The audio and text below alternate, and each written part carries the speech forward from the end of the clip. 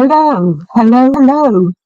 Um, this is me, Angela, Angela Porter, and it's Saturday the 3rd of May. It's just before 1 p.m. Very impromptu live session.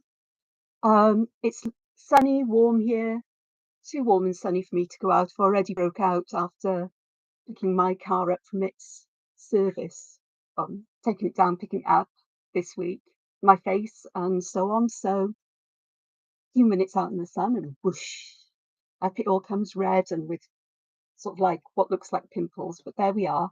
It's still nice to have the sun. There's some little white puffy clouds in the sky, but it's a bit too warm for me outside today. It's a bit warm upstairs in my house actually. But I got a glass of water with me. I've got my sketchbook with me, and I'll show you towards the end of the video what's in here, what I've been up to lately. But this morning I was watching a couple of videos by Notable Ink where she used gel print backgrounds using acrylic paint, made gel print backgrounds in her sketchbook with acrylic paint to create backgrounds to work on. And it reminded me of how much I actually enjoy working on coloured backgrounds with a hint of pattern. And although I've got gel plates, I absolutely dislike intensely acrylic paints. They're slimy. I don't like the texture. And of course, once they're dry, it can be difficult to work on top of them. So instead, I went for not distress inks, but distress oxides. And I didn't use the gel plates. Well, I did a little bit here and worked out it wasn't going to work for me the way I'd like it to. So I used distress oxide inks, not distress inks, but distress oxides, which have a sort of softer finish. And when you add water, they react with it in a slightly different way. And they're sort of like opaque. So when you put them on top of one another, what's underneath can be covered as much as you want, either completely or not completely. And spray it with water and it gives it this lovely velvety texture. I'm working in an Ohuhu mixed media sketchbook. This one is 10 by 7.6 inches or 254 by 193 millimeters. And it does have pages that can be taken out and worked on individually. But I'm trying to keep everything in here because things tend to go astray. But I've done, in the space of about half an hour or so, I managed to do a few pages using distress ink, stencils, and just sprays of water, distress oxides. So I think, yeah, I just did 1, 2, 3, 4, 5. So I've got a few to work on, and I used all the same colours on each one. Not exactly the same, but I used a group of colours. So I know that I used barn door, rusty hinge, broken china. There's another blue one, tumbled glass, aged mahogany, stormy sky, and aged paper. Did I say aged paper? Yeah, I think those are the only ones I used. So, and I didn't use them all on every page. And I can most probably look at this one. I know I used aged mahogany, broken china, barn door, rusty hinge on this one. And just the stenciling was done with the broken china, and I went back with very pale rusty hinge to give a bit more there. I'm not going to pay attention to this because I'm just going to draw on the top of it. I like a border around my work, so today I'm just going to take a pencil and I'm going to draw an extremely wobbly border. You know, I can normally draw things quite straight, but today it's going to be wobbly because I quite fancy having things spill outside this, but I also want to add details with perhaps some gold and white, and perhaps I'd like those to spill out as well, but we'll see what happens. I'm going to use a Micron pen because Micron pens are really nice. Excuse my voice if it sounds a bit hoarse because it is. And I'm just going to start somewhere here, and I don't know what I'm going to draw. I haven't got any plans for this. This is just quiet Saturday afternoon with me, just drawing, getting me away from what I was doing downstairs, which is basically watching YouTube shorts and YouTube things, and changing things up just that little bit for me and for you as well. Also, I've got a new camera. It's more of a document camera than it is a web camera. The old one was vexing me so much because I can't zoom in with this one and automatically. I can only do it manually, but it hopefully gives a much better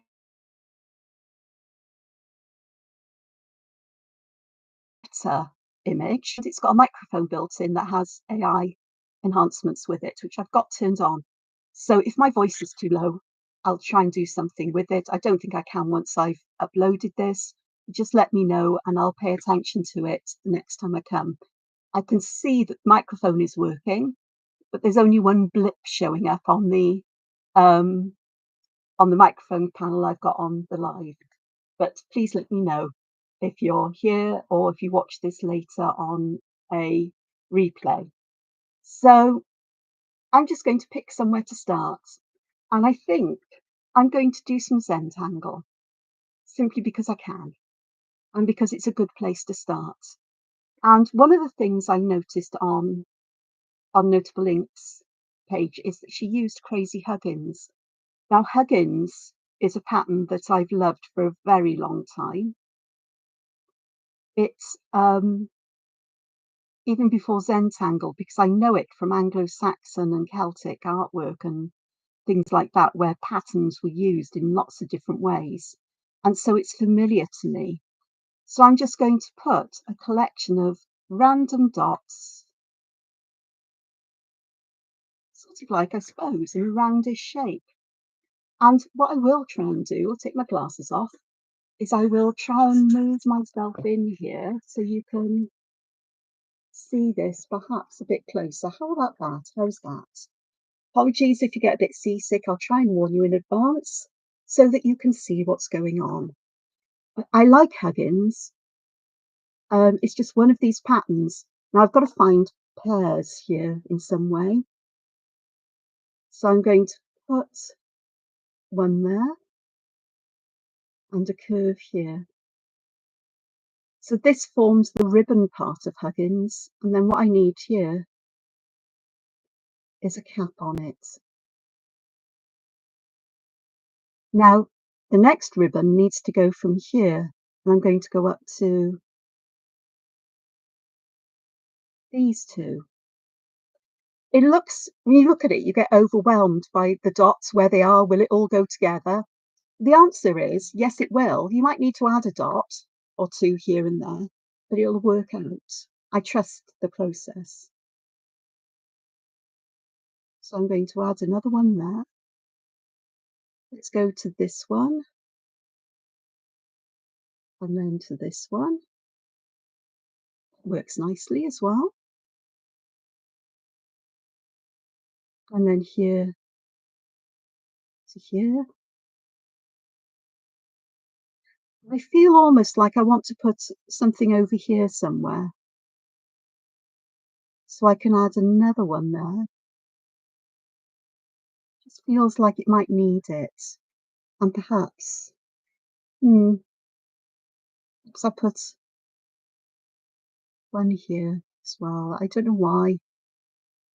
Perhaps I should have left it as it was, but this is just experimental, just to see what happens. Because I sure as heck don't know. I think I may leave it more or less after this one, if I like the overall shape. Mm, I'll just take this one up here to my edge. It's a little bit outside my edge. And you know what? As I look at this, it's practically curving this way to this way. So let's have that happening, is it? So I want two more this way. Oh, I'm going to have a nice chunky ribbon there, is it worth? And then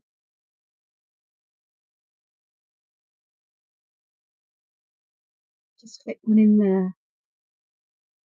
Not what I expected to create. I thought, oh, I think this will work out a bit like a floral shape, a rounded shape, but apparently not. Um, this is how it's working.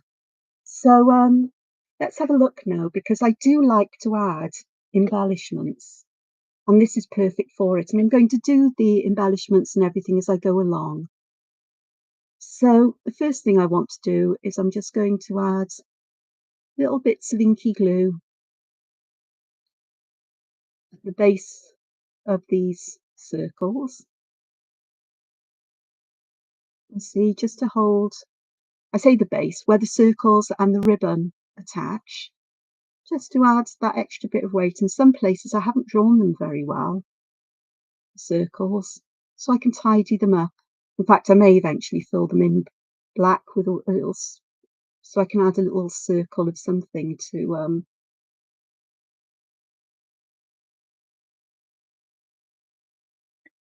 part of me wants to go here as well. Do you know what? I think I might. Who says you can't attach them this way, eh? Of course I can. And I think that one might be a nice one. So I'm getting triangles here as well as the more rectangular shape. That's interesting. I like that. Inspired from this, there's more than two coming off here, I think. I could be wrong. How else can I do this? Anywhere else that lends itself to that? That could, but why not? It's actually quite nice.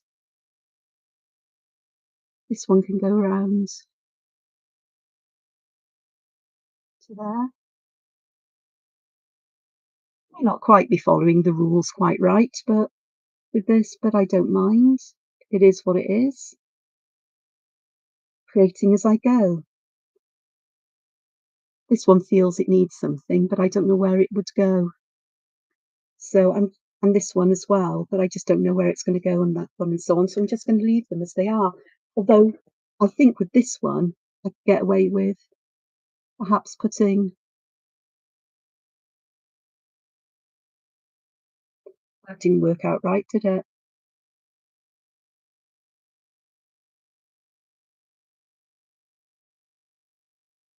It'll be okay. I'll make it work somehow. Who knows? But they sort of like go. Okie doke. So I'm just going to fill all of these in black fairly quickly.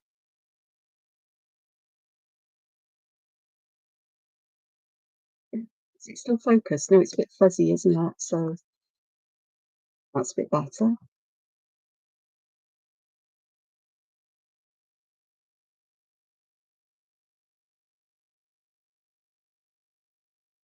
So I know I was hoping to do a video last Monday. It just hasn't happened well, basically because I'd exhausted myself again. And I just couldn't bring my brain to work on Monday in any kind of way. And the rest of the week has been manic in one way or another between um,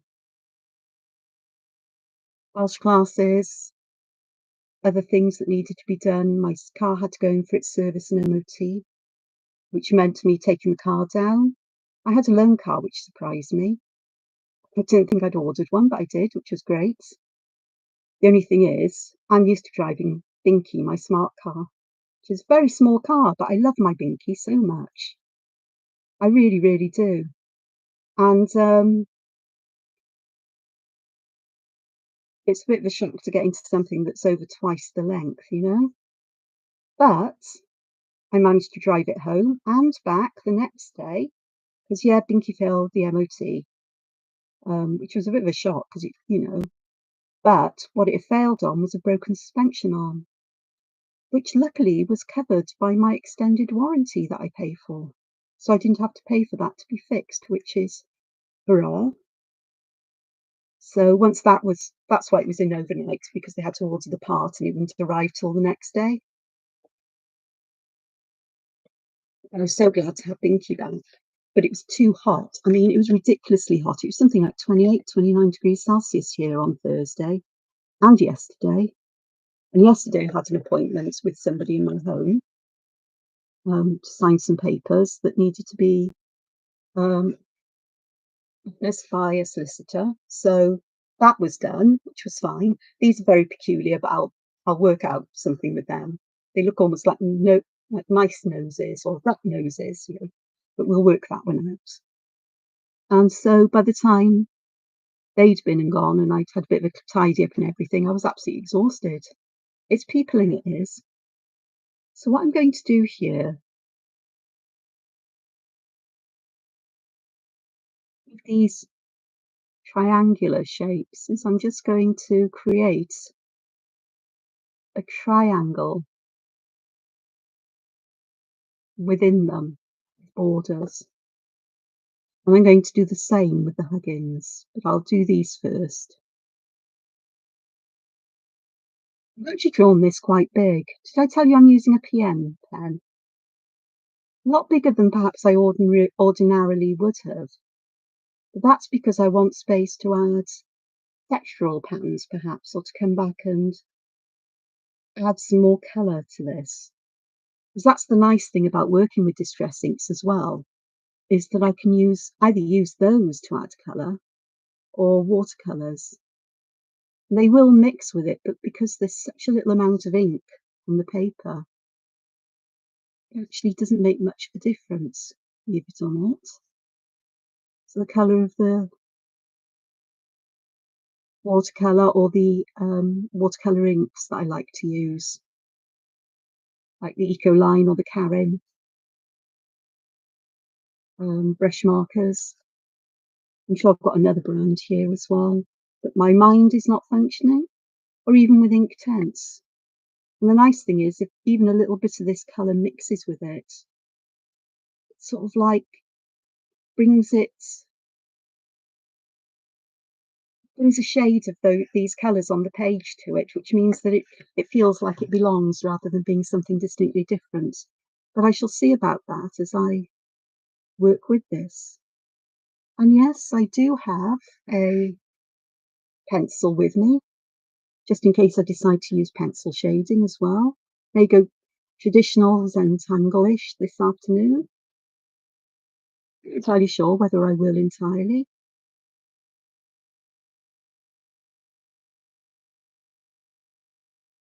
We shall see what happens. So I've done all of these now.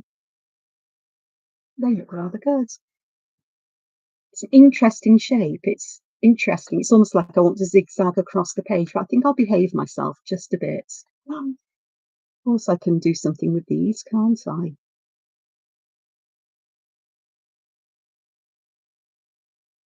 Just like the others, we'll have rat noses here. These two, and just have this going out in a little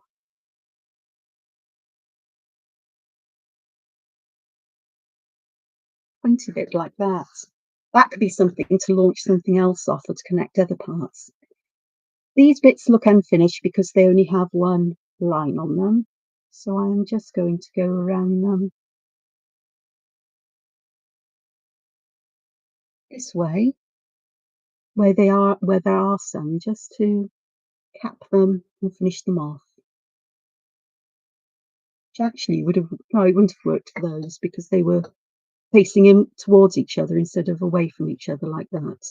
So that has a feeling of, you know, being quite nice there. And these, I do think I'm going to use them to have something happening around them, coming from them.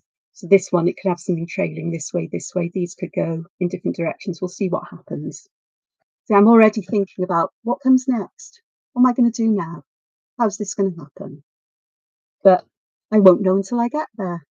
So how would I like to fill these sections in? The moment I'm not too sure.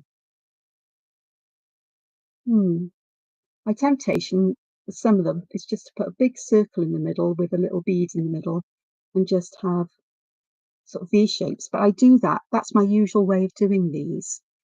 I could fill them. Could be fun. Someone's going to do Zentangle things, but I think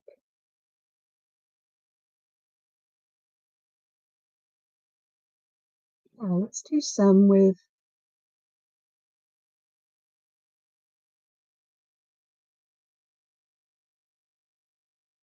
Some purple,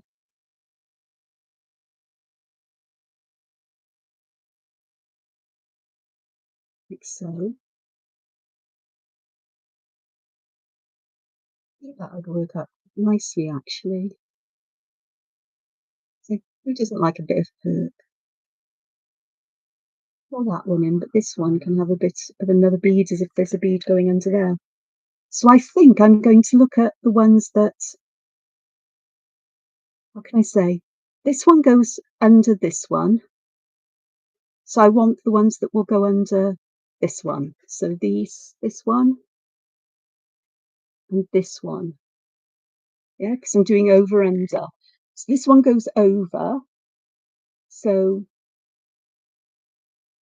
this one will be the next one to go over because it goes under that. So these, I know what I'm doing. It's alternating. It's easier to show rather than to talk about my reasoning for it.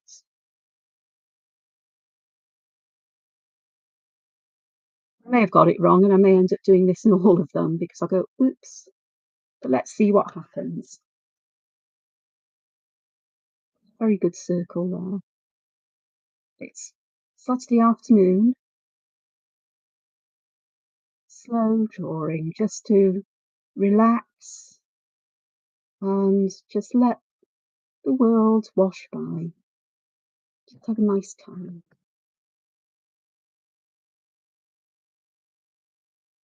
Okay, so do this one as well.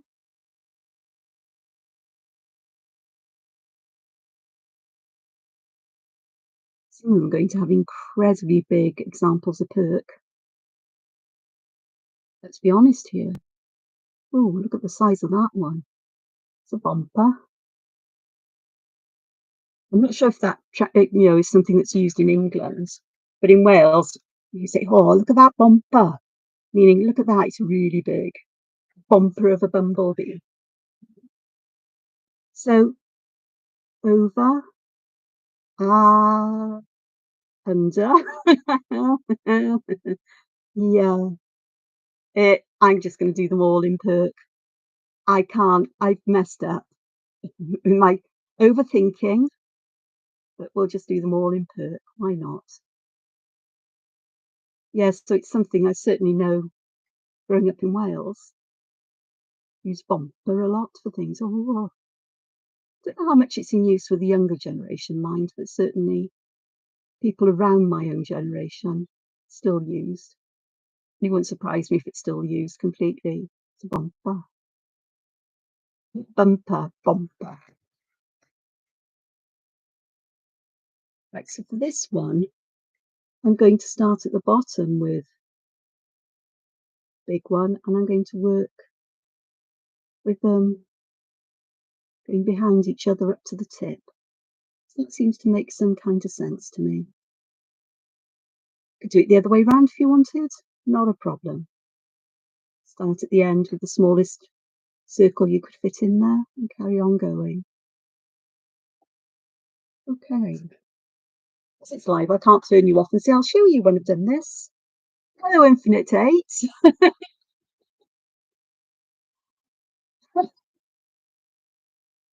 Nice to see you as well. Isn't it funny how you know, coincidences can happen. It's lovely to see you here.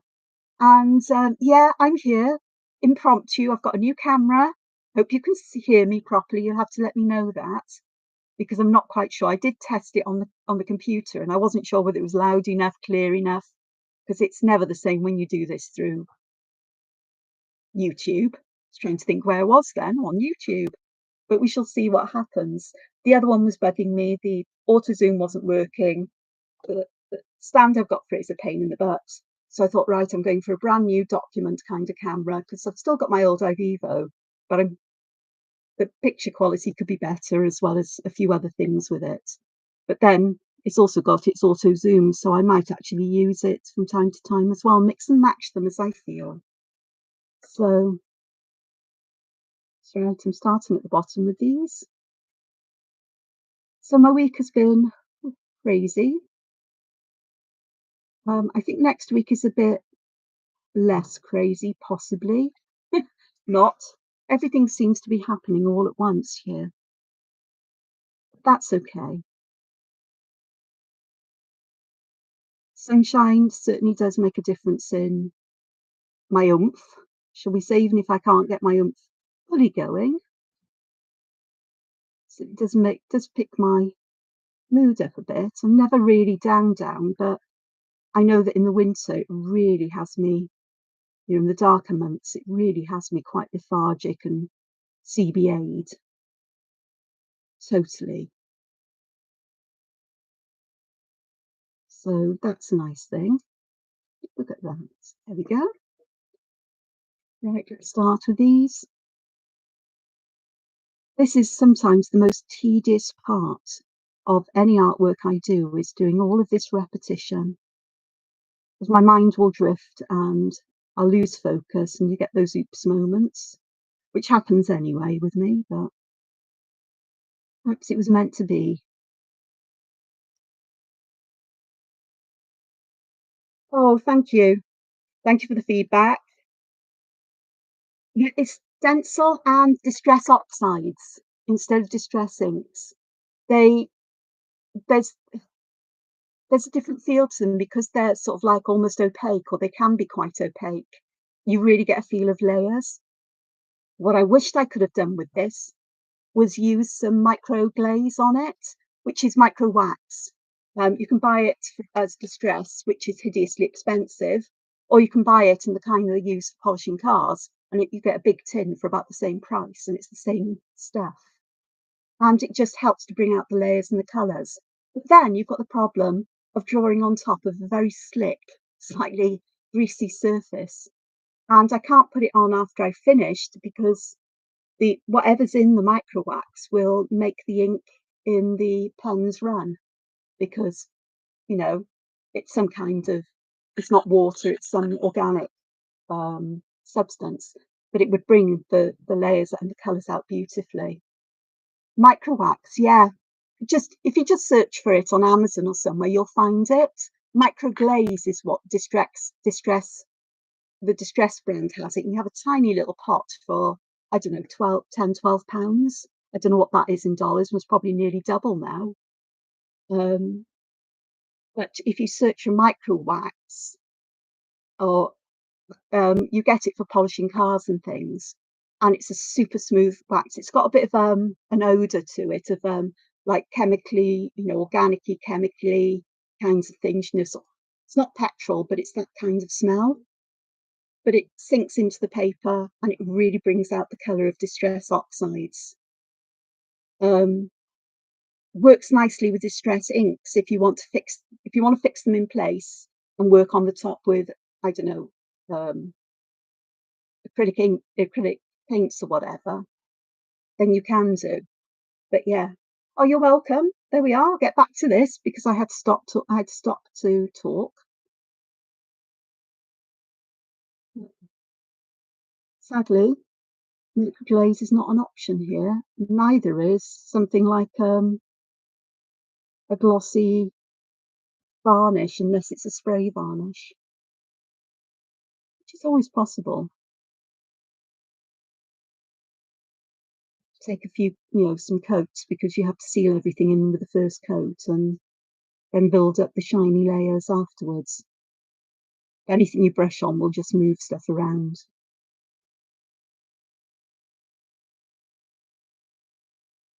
Unless you've sealed the distress oxide with microglaze. But then I suppose I could draw on the top of it with something like a Posca pen. I haven't really tried that. It's possible. I do have some Poscas, fine Poscas, lurking around the place. Or any acrylic marker, really. I wouldn't like to use a Sharpie because they're not that opaque, and I like the opacity of black ink on colour. And to be honest with you, I really like working on colour. I like working on white, but it can be a bit daunting as well because I don't know, times and places for both approaches, I think.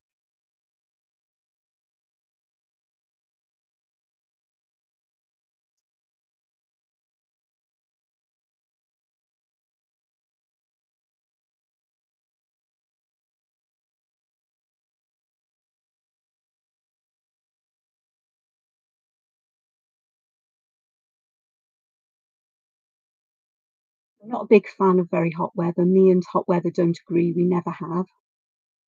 Hot weather makes me feel very drowsy, very sleepy, very tired, and sometimes really grumpy. Because I've got water with me to drink, so I shall keep myself, if I remember to, cheer, so I don't get dehydrated entirely. That was a bit of a mistake. I could have done that in 2 smaller ones.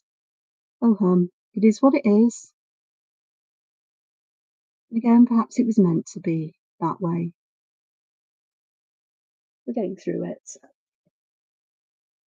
So let me just move my book around so you can see what I might be getting up to here.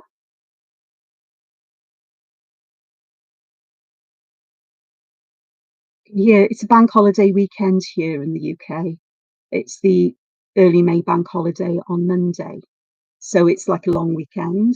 We have quite a few of them through the year. Um,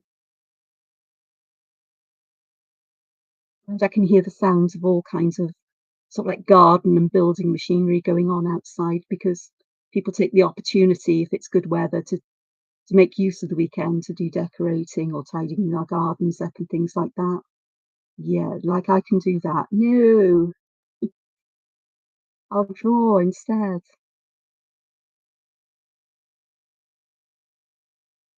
Far more fun. Besides that, if I do anything like that myself, I make a right pig's ear of it.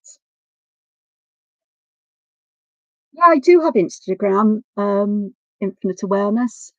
Um, it's Angela Porter Artword, I think it is there, with underscores Porter, between Angela Porter and Porter Artword.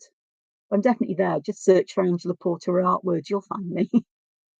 I haven't posted there for ages because everything has been overwhelming. And in some ways, it's nice to take a break from social media. And I now think about, well, what am I going to do the most of? What do I enjoy the most? Um, I like writing blogs. I haven't done a blog since I don't know when, but I will do. I don't think it'll be today, but I enjoy that. Instagram's nice. I don't really use my DeviantArt account, even though I'm still paying for it. Um, and I ought to, well, I say I ought to.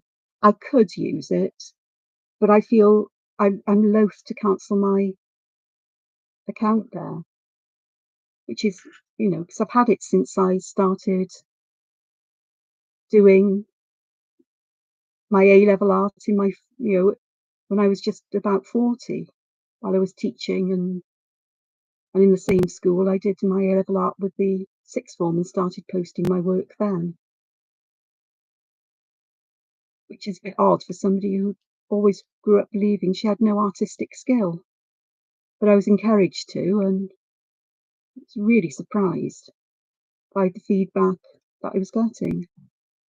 I've been brought up believing I was useless at art, that I was no good at it, that everybody else was better than me in the family, that, you know, and a teacher when I was in what's now year 9 at school, so when I was 13, to choose my next set of exams, which for me would have been O levels, said that there's no way I'd be allowed to do art because I was absolutely useless at it, not even CSE, which was the exam that was below an O level back then.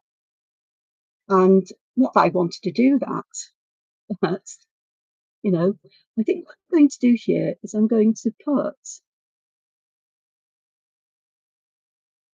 a border around all of this just to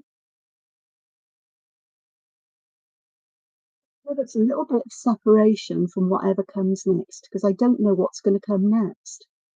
I really don't.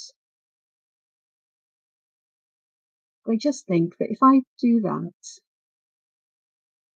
then we've got that little bit of distance between it and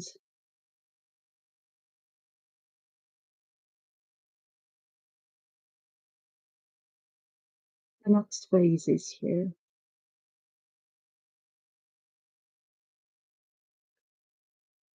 Quite a lot of page to cover. Not that I necessarily feel I have to. said at the beginning of all this live stream, I'll show you this sketchbook. I've been working on it for the past few weeks. I haven't done many pages. Everything's been done in small stages, so um,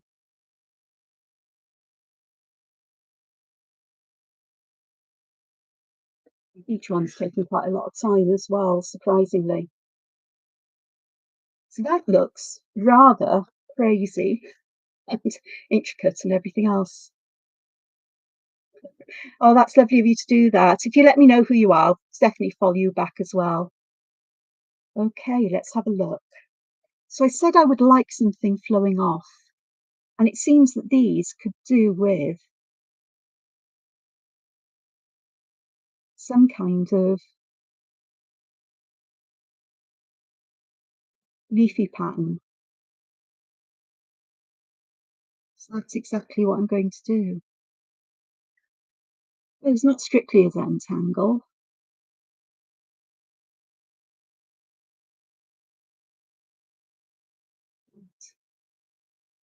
I do like vines and leaves, so that's what I'm going to do. If they overlap, they overlap. If they don't, they don't. So I'm just drawing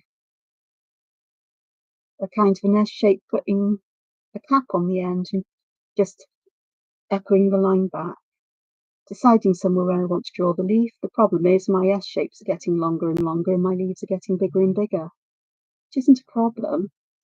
So the next one can be smaller. Don't know if you heard that, but the motorbikes are out in force. You can tell it's sunny. Don't hear that many noisy ones this time of year, unless it's nice and fine. There we go. And I'm going to do the same from this one here. So if I put that one there and see what I've done. So I'm just going to, okay, I will do that. Just say hello to me, let me know. I'd love to see what you do. I always do. I love to see people's work. I'm just not very good at keeping up with it,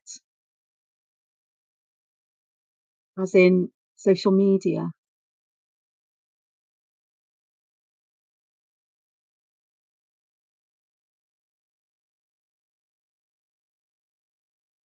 I haven't been seen much on social media for a long time as well.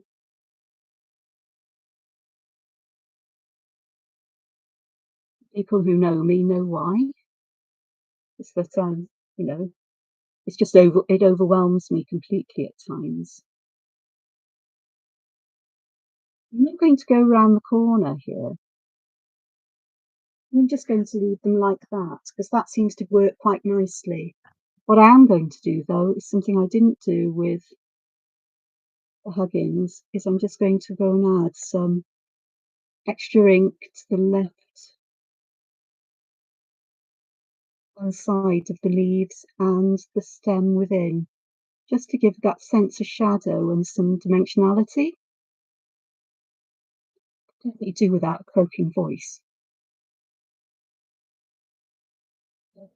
Maybe hay fevery, be something else. Who knows? I don't.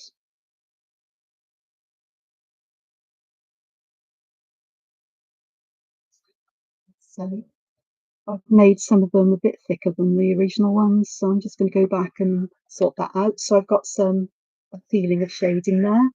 And on these ones, it's going to be the bottom.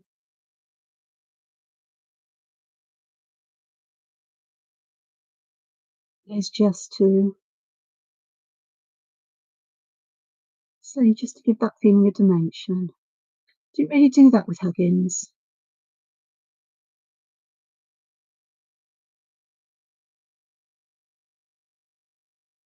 There we go. But that can be worked out, I think, with shading or colouring.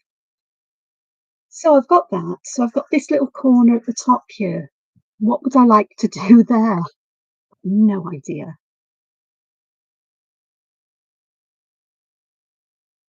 Very organic, And I feel it might actually need something that is a little less, perhaps a little less organic. So let me have a look here. I'm just going to draw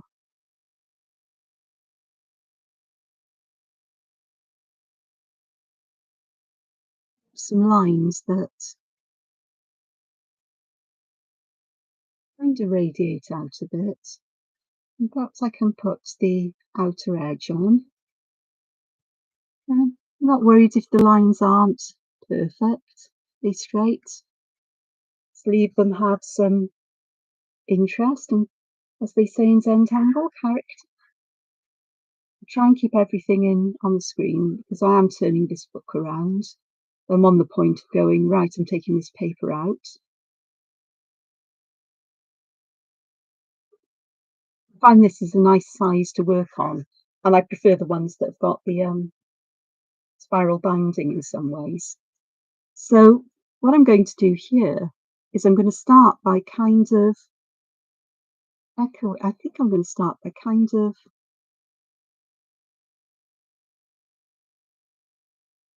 drawing lines that sort of mimic how this rises and falls and carry on with that in some way, going upwards.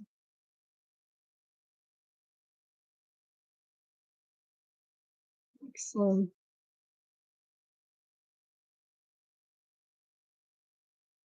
You see, I love what's behind it and I don't really want to get rid of all of that.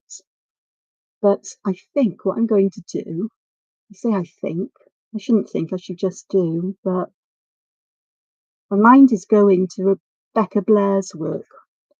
But she uses very geometric grids generally and not always, but in grids. So I may just choose to do something here that would be quite nice, something quite different, perhaps.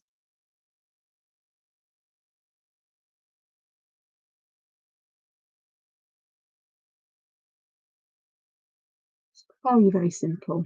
So what I've done here is I've just shaded in sort of like this side of this square I've drawn inside the box, and I'm going to just add sharp lines for the other one, just to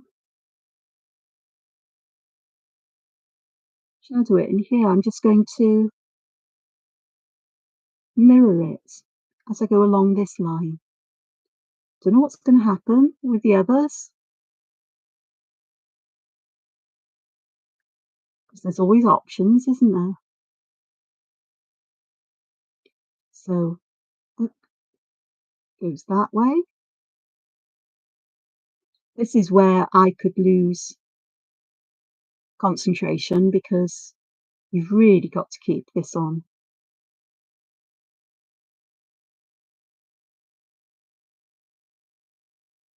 The way I tend to look at things is, okay, this one's gone from bottom left to top right, so now we need to go from top right here down to bottom left.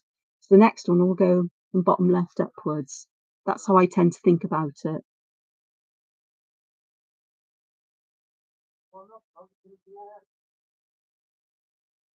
I like the bolder lines of the PNs and other similar sized nibs, 04s, 05s.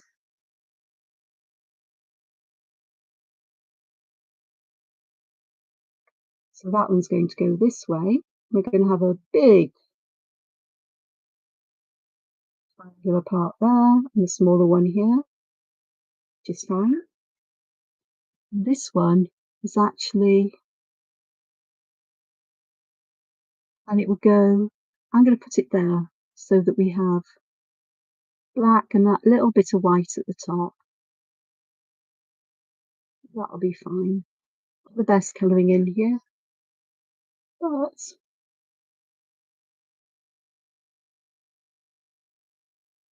so here's the bottom of that triangle, so I need to go from the bottom up there, which will be lovely.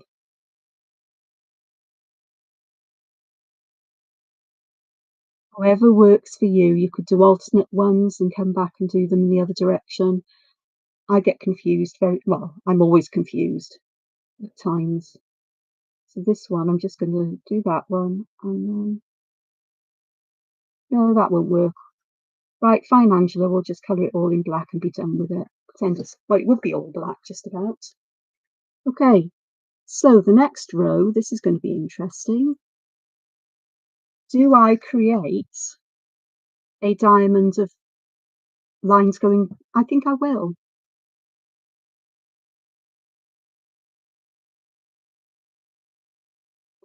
So, and that then would go that way, and I think can go up a little bit. Perfection isn't too important with this, it's just getting everything. It's the overall impact. Although when you draw things, you notice all the little imperfections you create yourself.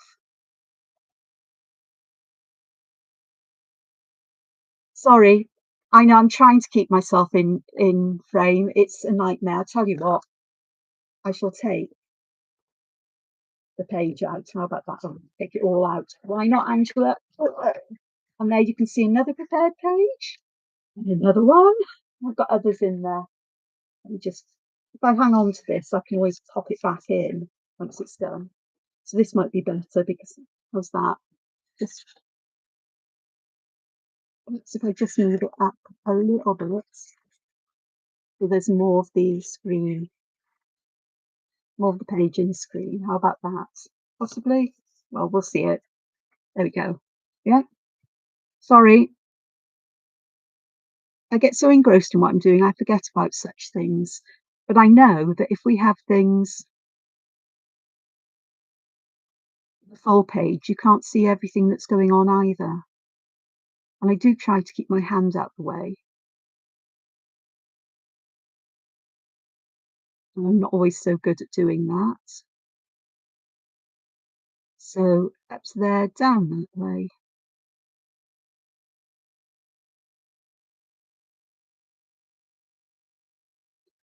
So we're getting these diamond shapes now, which is quite fun. Bump. Yes, that's right.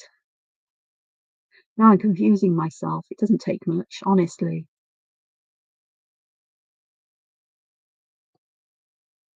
And then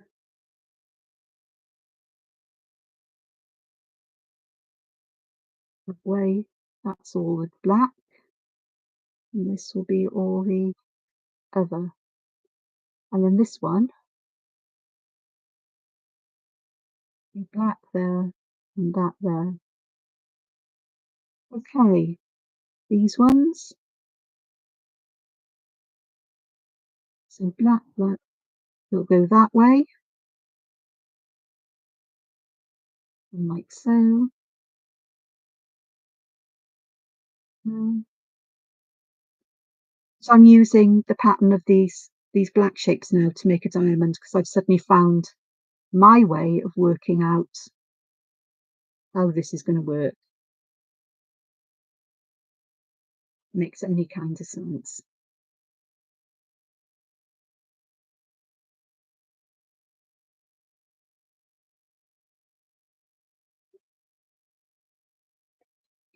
As they get smaller and narrower, they're going to be more awkward to draw, but fret not, just do the best you can, just as I did there. It's all going to be black because I just can't fit anything else in. This is going to go this way, the black here. Oh, I've got lumpy bumpy outside. That's okay because I can just fit that one in. And then here, this one I'm just going to put a line in there for that one because it's very skinny. But how does this go? So it's going to go this way for the black and that way for that.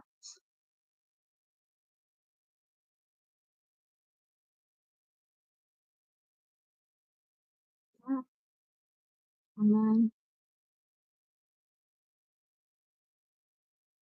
essentially there. And then I'm just going to fill little bits in there with black. Yeah, I know I've got this bit to do now, haven't I? So that's going to be a bit. Let's just go around and get these all filled in. The squares are going to tuck underneath my huggins.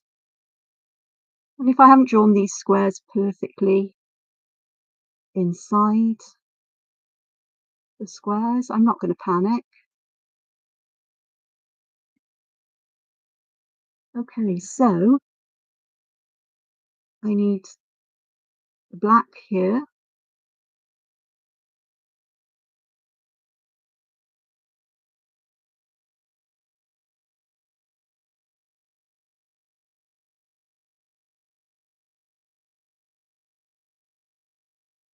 There's this here. Okay, black there, top.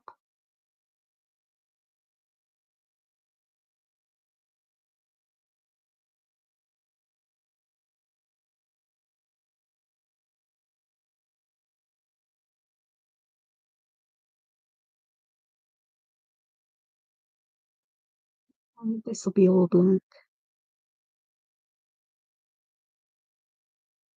Okay, so it'll be going this way. So I've got these down here, bumpy bit there, and then this lot will be black.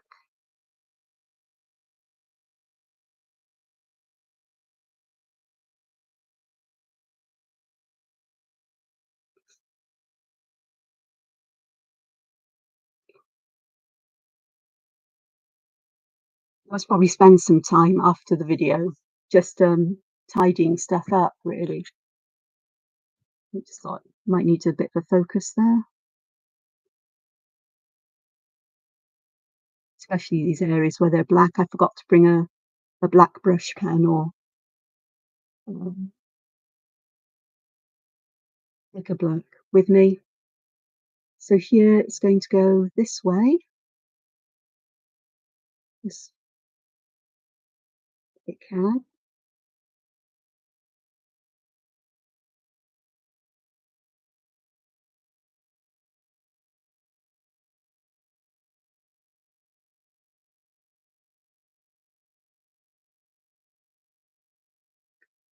So, and then we can go, that's practically a whole square there, isn't it? It's more of a square shape than the others.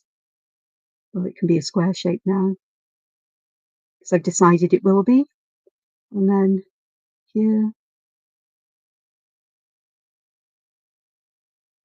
exactly the right angle for it, but it'll work.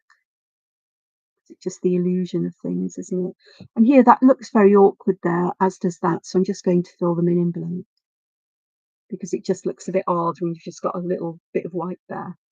So that is that section. So there's a bit of contrast going on here and there, and I quite like that.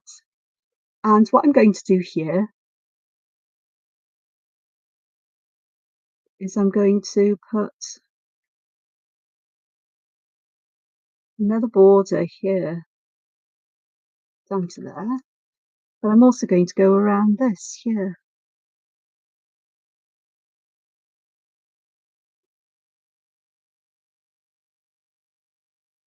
I want to start going back and just adding some little sort of like not embellishments, but little bits of ink here and there just to help to bring this to life in its own way. This is where I may just take the camera out a bit further so you can see everything, perhaps. So this is sort of like we're getting these lovely rounded shapes, and it reminds me a lot of diva dance. So I'm just going to go back and add some inky goodness in the dips just to round them out.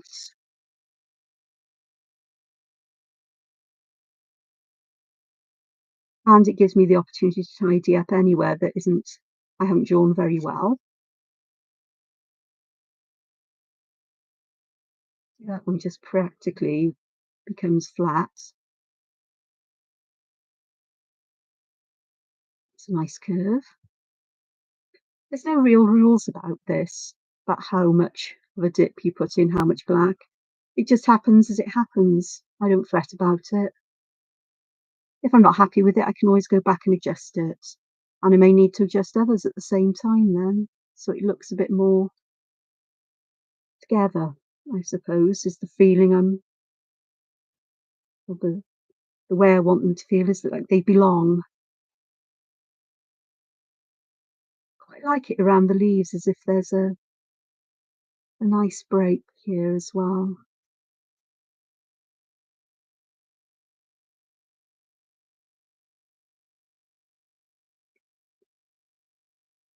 I think I am just do I want to add that close that off? I think I will close that off with the leaf there. I'm just adding a little bit of inky glue here and here, just to break that. I don't want to put a border on the other side, I don't think, because I think I like it as it is, because it's going over the pencil border I've drawn. So that's how it's looking now. And this then, of course, does beg for another one.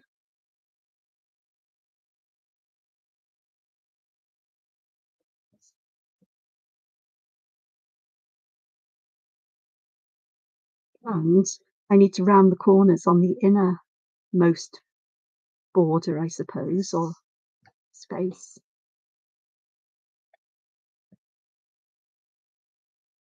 because this adds some lovely contrast and some real interest to a pattern.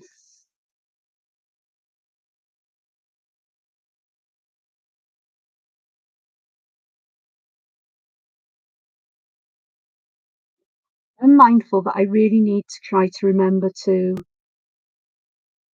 leave some open space here as well, because I will fill the whole page up with pattern otherwise, which is can be lovely, but it's also nice to leave some space. And perhaps that's where I perhaps need to think about using a motif of some kind. I don't know. I mean, why shouldn't I fill it up? Okay, I've got a corner here which I'm just going to give some lovely ink to and just round it around a bit.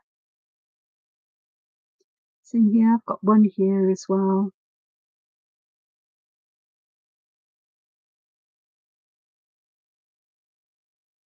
Mm, and here.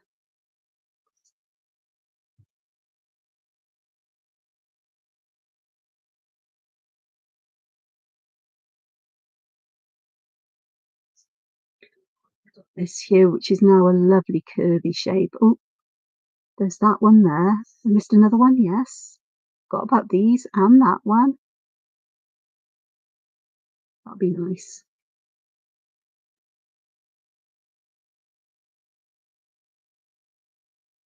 Just adds something to it. It adds that interest. The shape is just lovely.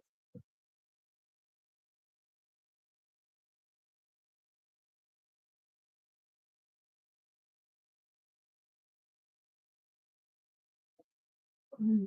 We've got that going on, which is really interesting, perhaps. There we are. We have some water.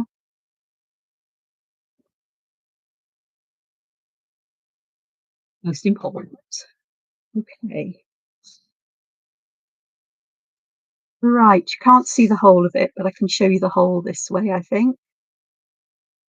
I think I'll just try again just to lift you up that little bit and perhaps just there we go. So we can see the whole, mostly the whole in either direction, and I will just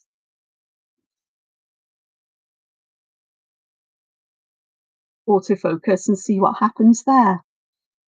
Okay, I am just going to put one more border around this, but I'm not going to put any inkiness in there. My pen line is a bit on the wobbly side there.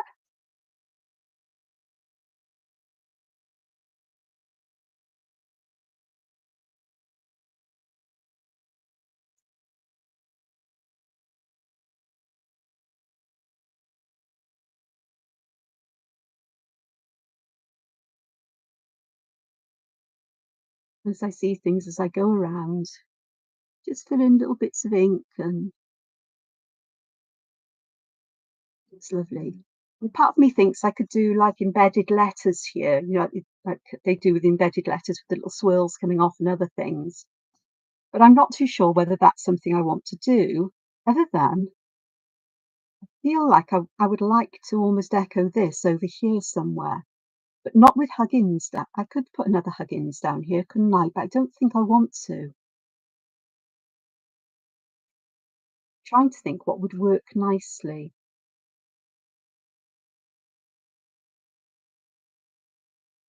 I think I'm going to take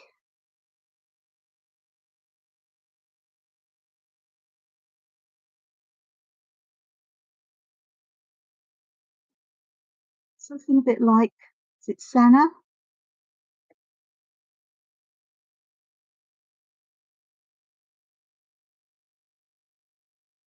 And create a giant seed pod, perhaps. Yeah, it's growing upside down, but who says they can't? I do love a seed pod. I also love mushrooms, flowers, nature in general. Patterns very much, architectural patterns for sure. But some of these, I think, just need to be a bit broader at the bottom just to really, really give some heft here, as if, right, I'm here to stay, I'm stuck here. You're not picking me, you're not taking me anywhere. And then, oops, you have done. This is, I like this shape. I do. My hand likes to draw this shape. And often this is how I determine what I'm going to draw, is I just let my hand draw the shapes it would like to.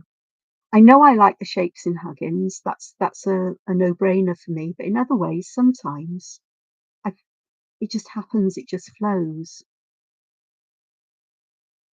And I think drawing should be something you enjoy. If you find that you don't enjoy drawing a particular pattern or a particular way, well, that's fine. Doesn't mean that you have to draw it. It's more important that you enjoy and feel calm and not pressured when you're drawing. And I don't feel pressured here. I know I've got no specific end. I'm drawing for the sake of drawing and seeing where it leads me. I'm seeing how whether I've spent put effort into the background that I don't need to. Hello, Adrienne. Lovely to have you here. Thank you very much. That's really kind of you to say. You're most welcome to join us. I've tried to keep everything in view. I can't guarantee I will, but I'm going to try and see what happens. Um, but in my mind, when it comes to drawing, I think it should always be something that's pleasurable and expresses something about yourself. With me, it's often about shapes and forms and motifs and patterns that I really enjoy drawing. I love curves and spirals, for example, and circles, but I also like triangles and things that've got triangular shapes in them. I like contrast. I do like adding colour. And when I'm not drawing patterns of this kind, oh, you can find me drawing cute whimsical or creepy cute whimsical things. I haven't done any of those for a while actually. But there's just something so lovely about the way my hand moves. I enjoy the feeling of it, the way it moves on the paper, the way the lines are formed. I have to admit, filling in the black bits isn't a favourite bit, but I make up for it because it's better. It's a better glitter. So I was going to turn this into a seed pod. I'm not sure I'm going to. Let's see how it goes because this end can curl round, can't it? So that could make something quite interesting. And I'm going to draw my next one of these shapes like so. So I've extended this year as a spiral, and I've just come back on itself and come down to create another one of these lines with the heavy weight of ink on the end just to anchor them, to stick them firmly.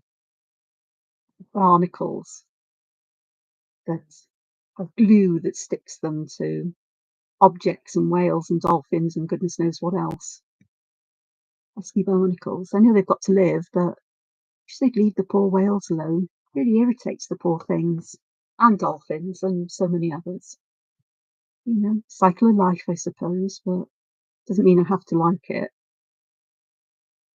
So again, I'm just going to curl around inside here, just adding some thickness to that top part. Come down. This is more of a feeling of a mushroom, actually, than a seed pod in some ways. It's almost like the underneath of a mushroom. I do want to just round these here. They look a bit peculiar when they are just squarish. So again, it's there's little adjustments you can make as you're going along.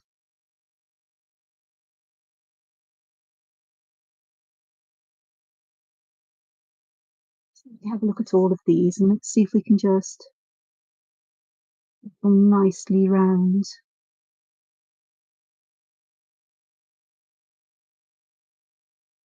That's quite nice. And I said I was wanting to put a seed here, and I think I'm going to put a series of them. Just captured here, getting smaller and smaller. And yes, I do have to put 5 there because odd numbers. No other reason, just odd numbers. Or pleasing to our brain, because our brain doesn't have to work to try and organise them into groups. Oh, hello, Sue. Happy Easter to you too, belatedly. I'm okay. I still get tired very easily, and I've still got very dry mouth and eyes, and don't know what's causing that.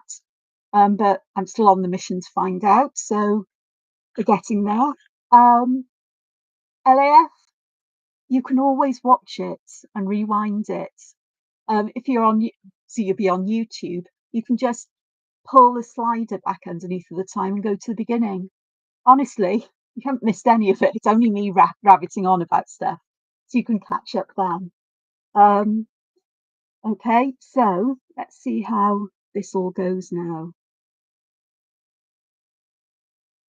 I'm just doing some, for those who've joined us, I'm just doing some slow drawing this afternoon, or just drawing for the sake of drawing, for no purpose other than enjoyment, calming, relaxing, stress-free, just a nice time really. And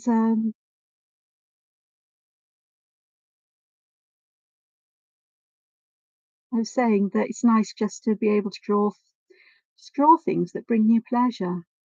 And sometimes that is how your hand moves, the shapes that you create. And we're all different.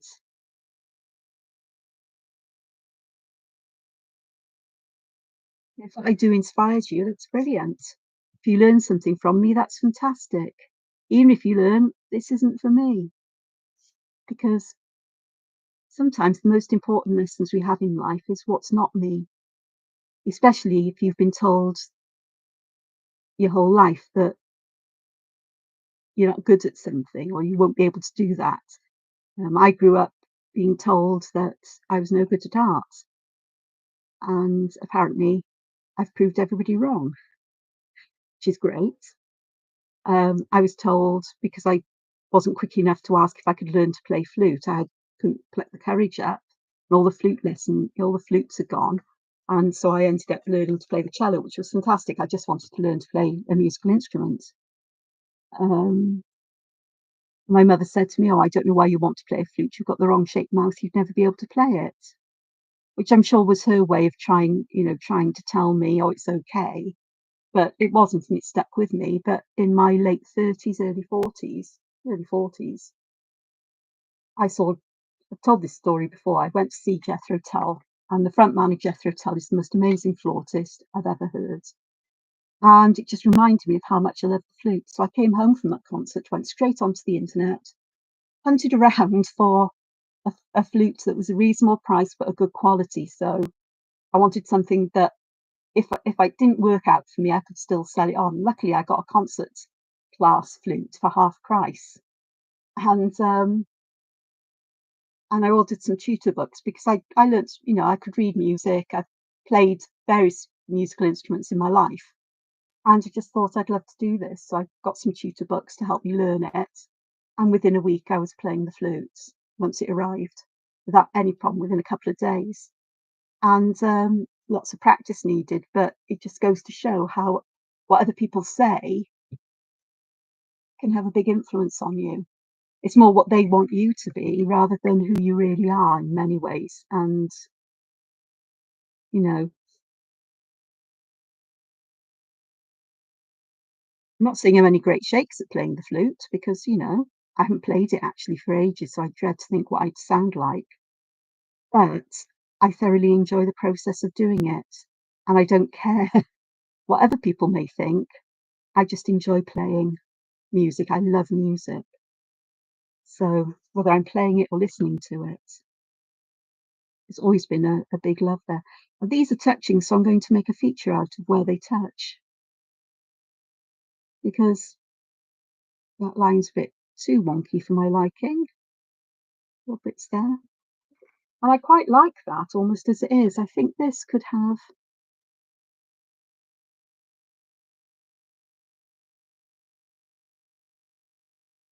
we've changed the shape here just that little bit so it feels like it's curving around here.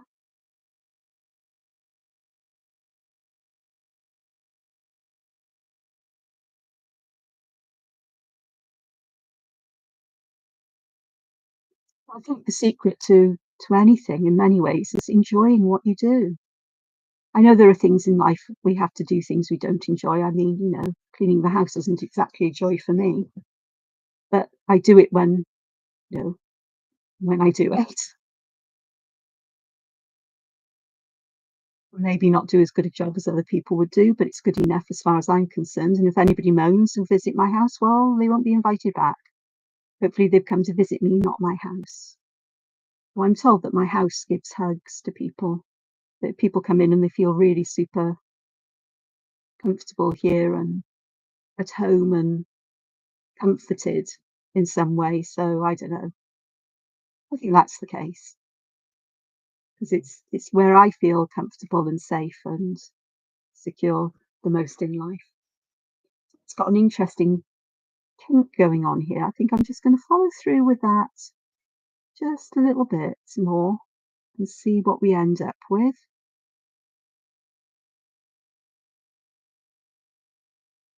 See how that plays out along here. Don't think I'll add another. Will I add another one? Don't know. Hello, Andrew. How are you? How's Sydney?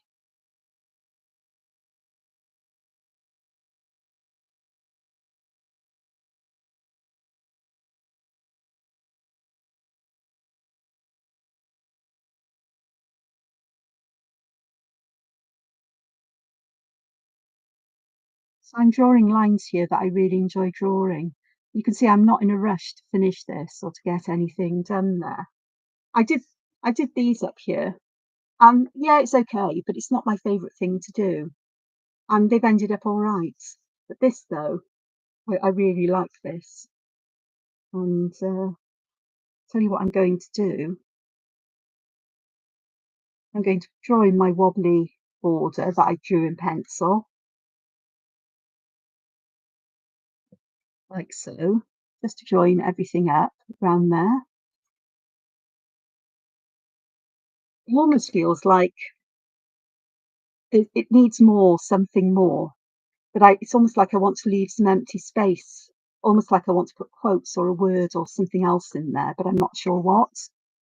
Yeah, I'm just going to add a little bit of ink there. Now, I haven't done that all the way along this line, but it just feels that these little bits might need that little bit going on there. just to help them feel like they belong. This one's okay. There's a little bit of ink, extra ink there. Little splosh, lost control of my pen. That's how that's looking. Looks very awkward across the middle. But what I think I may do is I'm going to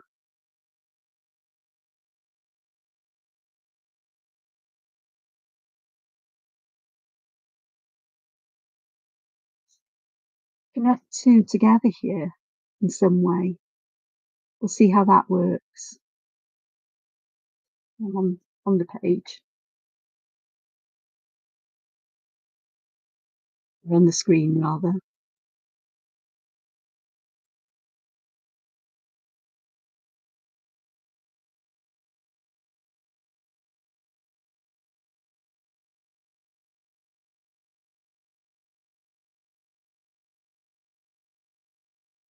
Work out where seeds go in a moment. They'll go in here, I think, but there's no rush about that.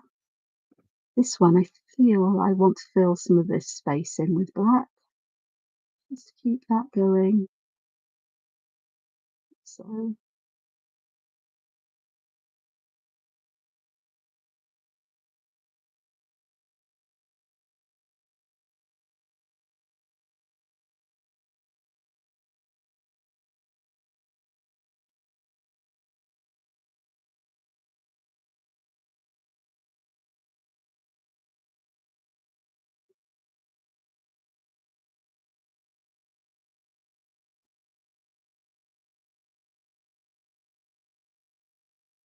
grief, I can hear an ice cream van out and about. First one this year. I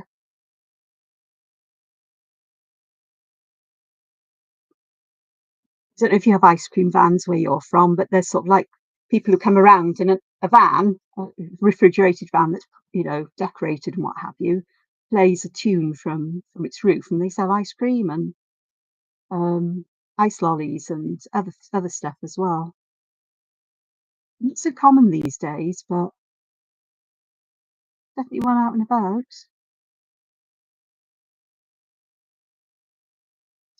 Last of the past for me. I actually used to have one years ago that used to come into the street. I think it was Sidoli's from up the valley a bit. Um, who have they been from? Tomareval. Absolutely gorgeous ice cream, and they'd sell sort of like individual ice creams, or you could buy tubs of ice cream, and they had the most gorgeous flavors. I think Sidoli's became Sub-Zero. I could be wrong. It's bought out. And Sub-Zero do nice ice cream, fair play, but not as nice as Fabulous, which are based in the Vale of Glamorgan. Their ice cream's outstanding. It's not overly sweet. It's proper cream. It's made with, if you have raspberry ripple, it's got raspberry puree in it, not just raspberry flavoured stuff. And absolutely delicious. Their coconut one was to die for. Though I wasn't very keen on their Parma Violet one. It didn't have enough of a flavour to it to be Parma Violets. I'm talking to people who most probably don't know what these are. Oh, all back to my youth. But yeah, sweeties, Parma Violets, little purple sugar, like almost like compressed icing sugar, confectioner's sugar, with a violet flavour, slightly violet in colour. And they're still available in the giant form these days. They used to be very small and little, but now they make the giant ones. And I haven't had them for a long while, but the last time I had them, I thoroughly enjoyed them still. Memories. Parma violets, indeed. And I don't know why Parma. No idea.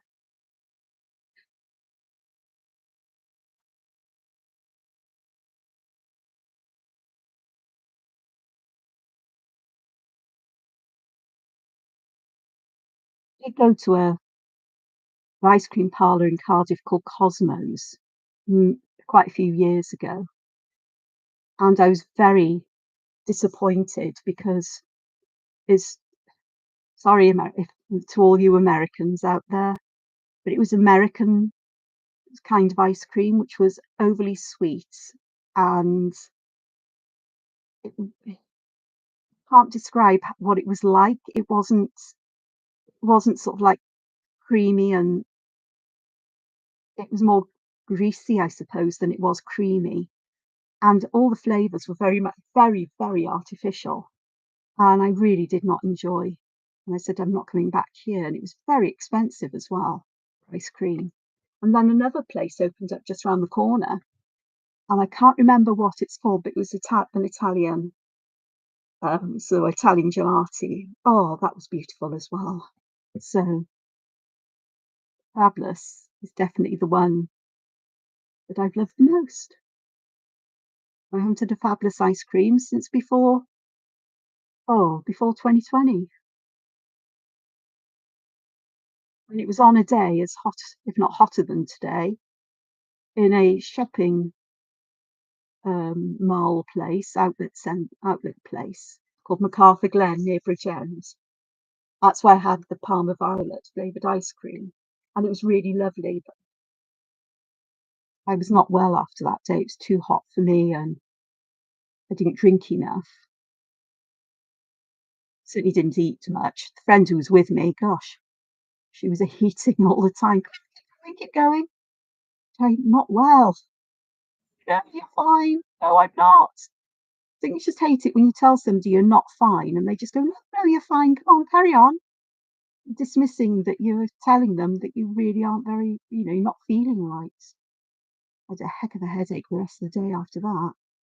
The ice cream was well worth it. I have to say that it was worth the headache for the ice cream. That's worked quite nicely, I think. You just add more seeds in here. I think that'll work quite nicely. Just one big bumper of a one there.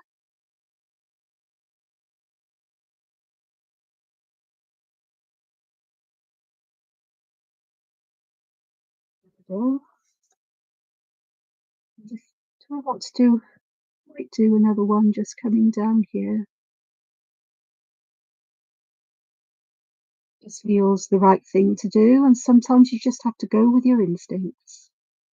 It may not have been, but it just feels right. Trying to keep my hand out the way, it's almost impossible given the way I draw. But you can see where my pen has been. Nothing else. Actually, I quite like that.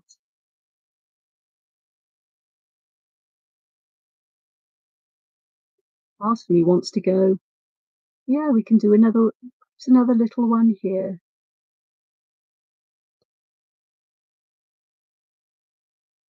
And this one is going to start like so. Oh gosh, come together and then split apart. But that's okay, we can work with that. I'm just going to have a single seed in there for now.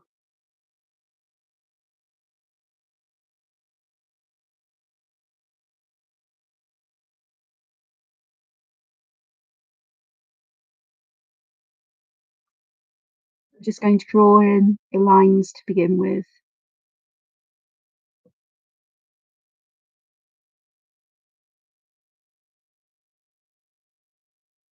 Just to see how I'm going to fill this space, because I want to leave some open space. I've said that already. I want to create open spaces that have an interesting shape if I can. It's okay because that one can have that coming there. And then I think that one can go there. And I've got something a bit like a leaf shape here as well. So that's worked nicely. So I'm just going to put a couple more seeds there just to fill that one in.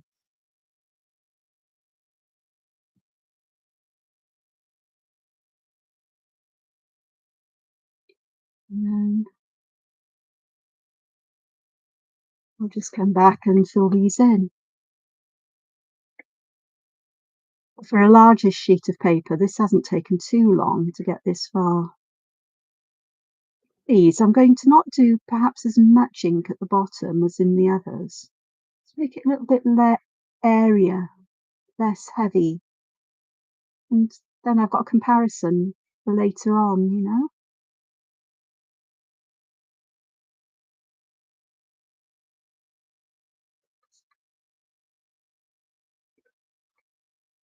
Hello, Judy. Good morning from Moody Houston. I mean, we're getting increasing cloud here. We were forecast to, possibly, but the weather forecast wasn't very certain. But whether we get rain or not, I don't know. All I know is that cloudy skies overnight will trap the heat in, but hopefully it won't. And we got a cold air current coming in from tomorrow, which will cool things down, which is great. So you've had a few days. Well, put it this way: Thursday was the hottest May day on record since the 1700s in the UK, and by a large amount, not just by a little. It was 28, 29 here on Wednesday. That's degrees Celsius. I don't know what it is in Fahrenheit. Hey Google, what is 29 degrees Celsius in Fahrenheit? 29 degrees Celsius is 84.2 degrees Fahrenheit. 84 Fahrenheit, which for the UK is bleeding hot. Eh? Bleeding hot. Thanks, Google. You are, as always, very welcome. If I don't finish him properly, I get all kinds of random comments from Google. It's 84. It's not the highest we've had. We did have temperatures up into the 30s a couple of years back, 2 or 3 years back. Caused, sort of like fires to just start randomly, flash fires or wildfires, not in nature, but in areas around houses, in London in particular, other places as well. The grass in the green land was just so dry. All you need is a bottle or a piece of metal thrown away that catches the sun just so, and you've got the same effect as a magnifying glass. It sets fire to things. I had lots of wildfires here in South Wales in the last couple of weeks as well. We had heavy rain, I think, earlier on in the week or last weekend or last week, and that took care of most of the wildfires. But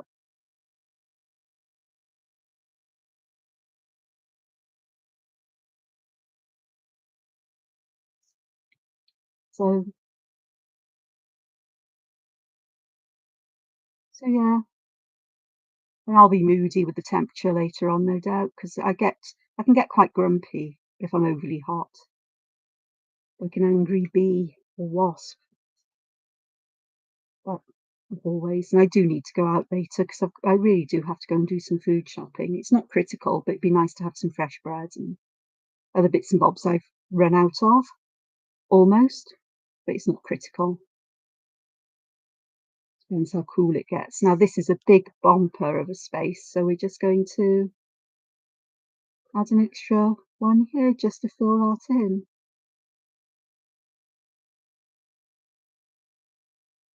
Church bells ringing now. Somebody's just got married. Be down at St Catherine's at the bottom of the hill where I live, close to the centre of town. It is the time of year for weddings too. The number of weddings to pick up. There may have been plenty at other times, but I haven't had the windows open, so I don't hear it all. There we are. Good luck to them, and may they have a happy life together. There we are. This is the most awkward spot up here, and I don't know what to do with that. I'm happy with all of this, but this just up here, that square space, just needs a little something. And I'm not entirely sure what. Part of me thinks, well, let's go.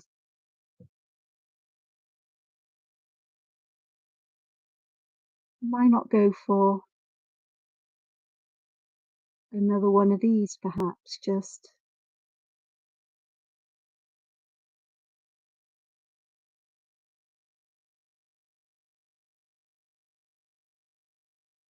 like so.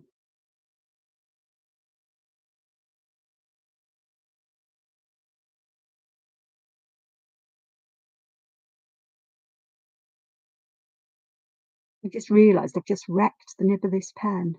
It's brand new. It's already almost impossible to use in some ways.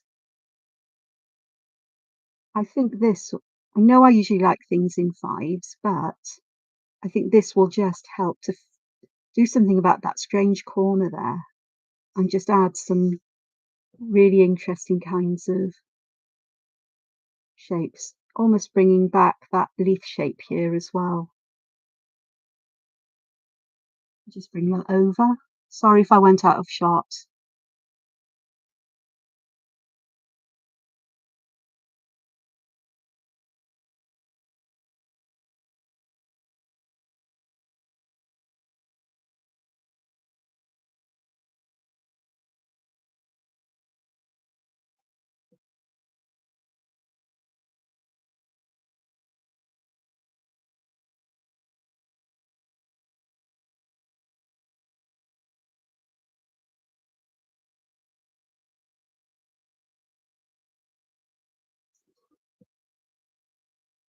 It's nearly done with this, I think. With all the black, well, I say the black ink work, I may want to add some more details here and there. It'd be quite fun to add details into these shapes that are created here in these weird poddy things, whatever you want to call them. And here, of course, I'm going to put some more seeds here because I can.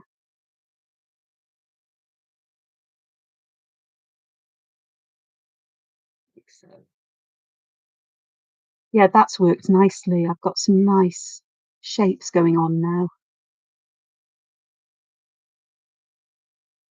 I think here I may just be cheeky and just add another one of these here.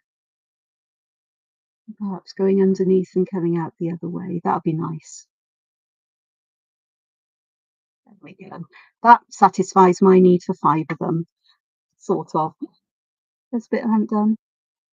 Okay, so I'm quite happy with that because it's left windows into the background pattern, but it's also given me the space, you know, that like that airiness of space that will just help things to set up right. Excuse me while I just pick this up so you can get a better view of the whole of the page, hopefully. Yep, go on, and go back. There we go. Oh, a bit on the want, but well, you know, maybe. Oh, I flipped it upside down, so lights. There we go. Phew. It's one click for autofocus, hold it to flip it. There we are. So that's where I am at this moment. So I have here a charcoal pencil. Somewhere around here, I'm hoping I do have some tortillons. And I'm going to use these. This, thank you. There we go. That'll be fine.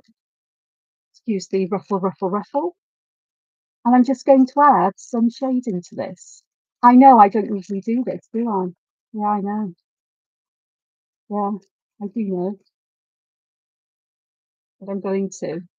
And that's because I know exactly where all my um, Faber-Castell matte graphite pencils are, which is downstairs, and I'm not going to go and get them. So with this one, I don't know what to do with it, this one here, but I do know it'd be quite nice to put some shading around the edge here just to lift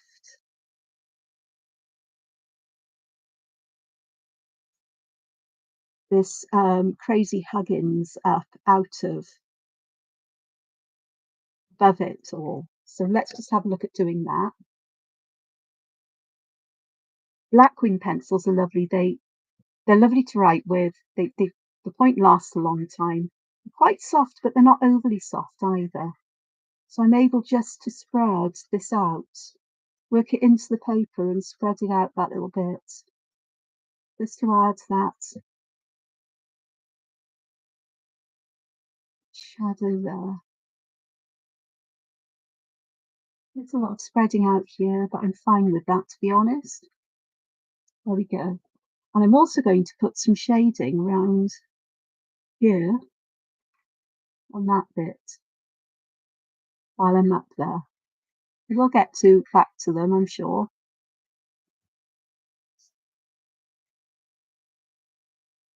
There we go. So that's quite nice. And part of me thinks, well, it'd be quite nice to put. Oh, do I want to put there? Nope. Let's go on the outside as well, just to lift this up off the background as well, which means I'm going to go around here, there, here, here,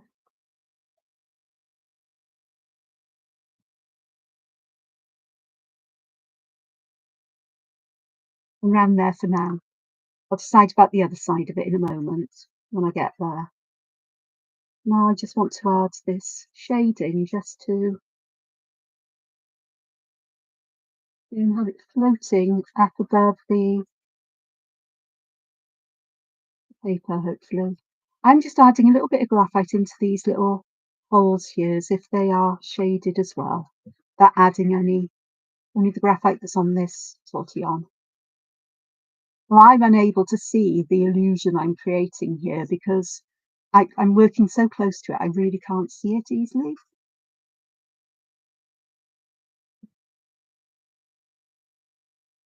Hopefully you'll be able to.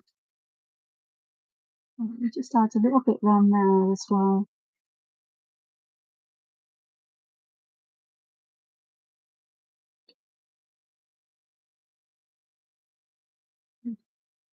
Let me have a look at the camera. It's working, I think. It is. Okay, the Huggins. I'm definitely going to put some underneath the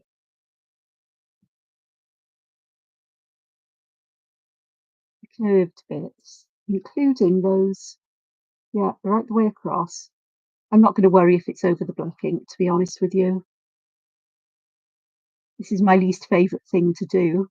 I know that it's an important step because it just helps to bring everything together or to create that dimension.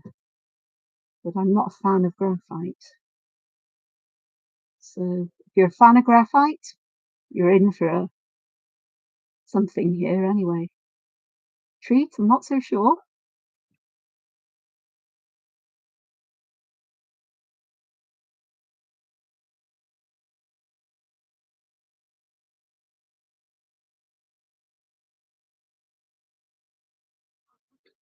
Have a look at this then. I'll start at the top. Oh, I haven't got one under there. Got it now. I've missed with graphite in places, but that's what an eraser is for. My opinion. I'll be all right.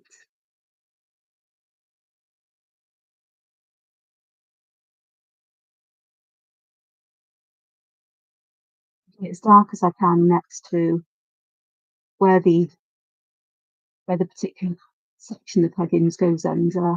But I still want to have some shading, spreading outwards that little bit, just to help to bring that all together.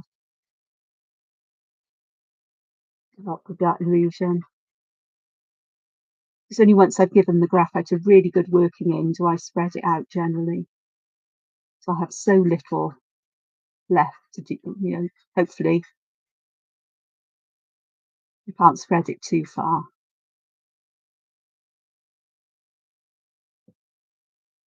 That's a pathetic amount there.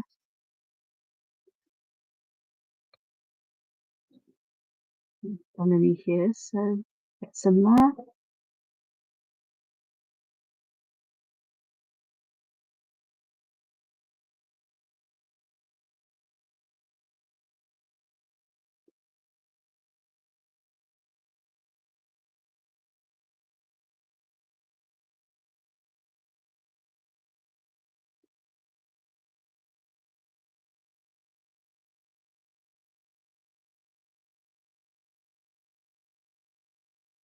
And I've missed this one.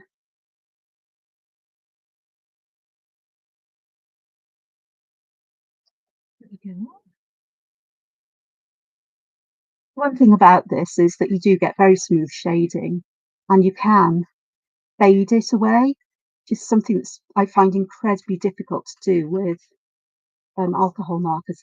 I'm also going to put some shading at the points of these ones here, the pointy triangular bits that are sticking out left, right, and centre. Well, not quite, but you know what I mean. Just to get those kind of, especially the ones where I've made a right goof of them, get them to hopefully just that little bit. Now the other, oh, that one there I haven't done. The other thing I want to do with the Huggins is try to get some shading down one side of these balls. I'm not going to try and add shading to each and every one of them with graphite because I'd end up with a graphite mess. If I can pick enough up on my tortillon to do that, I will. Just a little hint of shading and depth there as well.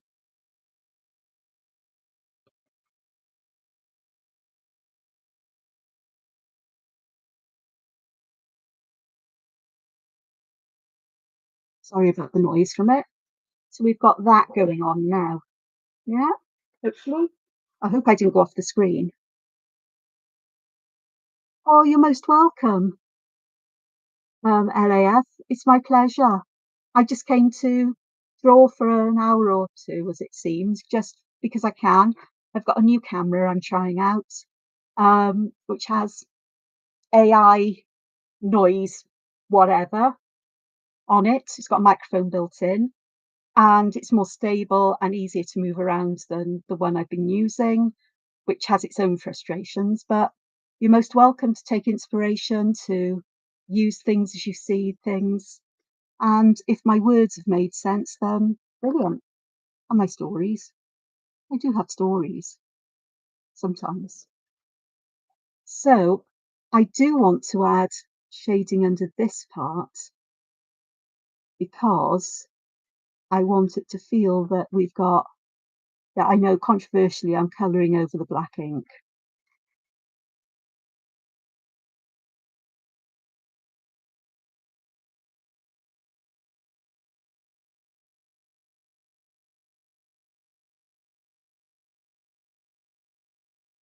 So I really do want some shading here to really bring this section above this as well.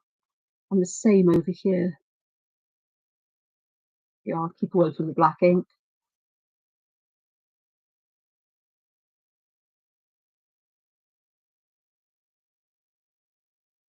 Just to help to keep that away. I'm going to do shading where we've got some overlaps or where lines split up. Top parts here. And around the bottom as well, I'm going to put some shading.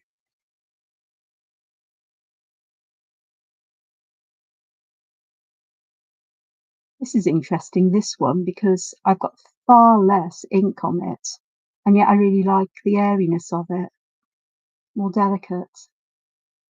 Some of these shapes could do with refining with a black pen, but I can do that later on.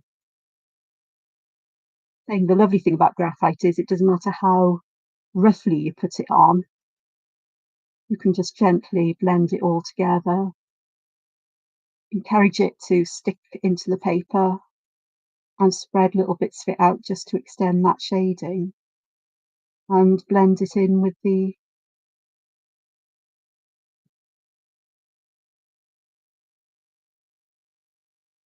some, and I think I'm going to need some around there, just like that, and then some down here. So that actually looks quite nice. I'm sorry, I am going off the screen, aren't I?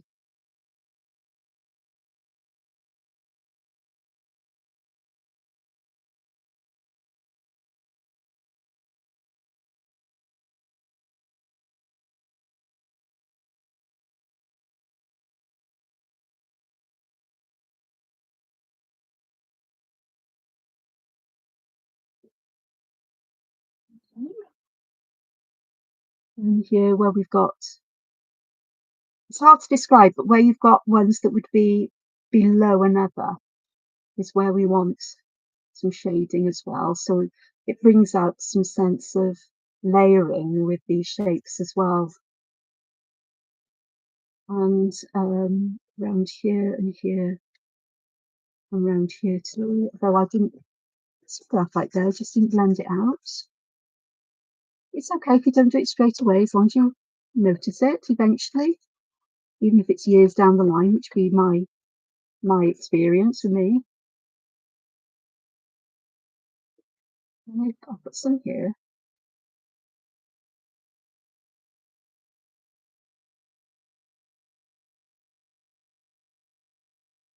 I think I like graphite when I've got coloured backgrounds more than just plain white paper. Because with the colours, they show through, but it almost gives them a kind of metallic-y feel, which is nice. Rather than on paper, it always looks dirty to my mind anyway, rubby. So I'm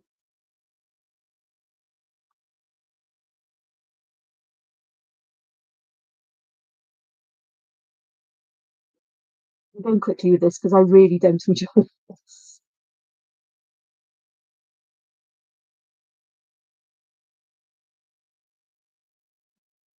But I'll get there. Now I've got a bit more of the magic lifting to do, as it were, because I want these to lift above everything else as well. So, and I've got the leaves left to do as well. So I'm just going to go under here and around here, just lift those up and give some shadowing from the leaves and other things as well.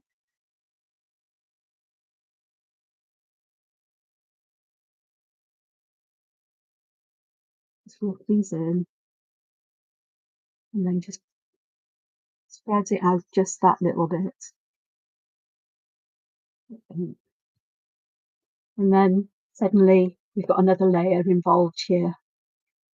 Same here, just underneath where there'd be a shadow cast.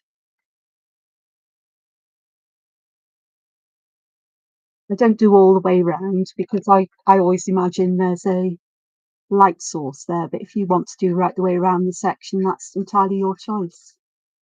It's your work.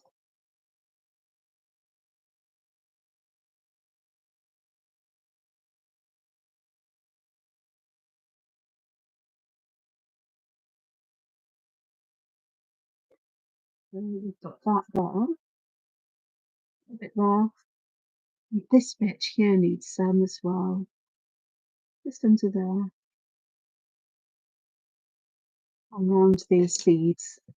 This sort of like goes inwards, so it would naturally have a little bit of shadow there. And here I would like some shadow as well, as the seeds. So we've got that happening. Let's do under here.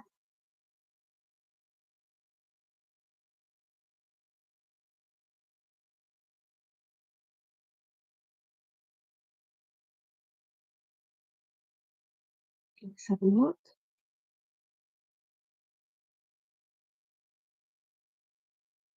The bells are still ringing.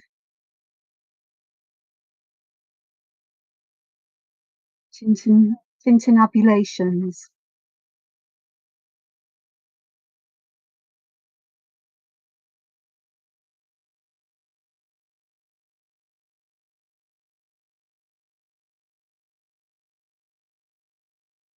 And then here, I think under here we'd have some as well, wouldn't we? It's on the wonk bit, but I'm not bothered. This wasn't drawn out with a ruler or anything. It's just freehand and it is what it is. So this one will need some shading underneath.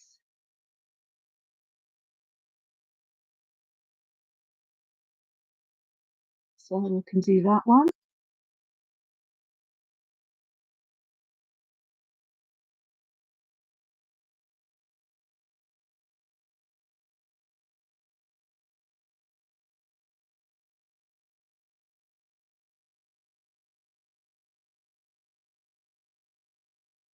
So,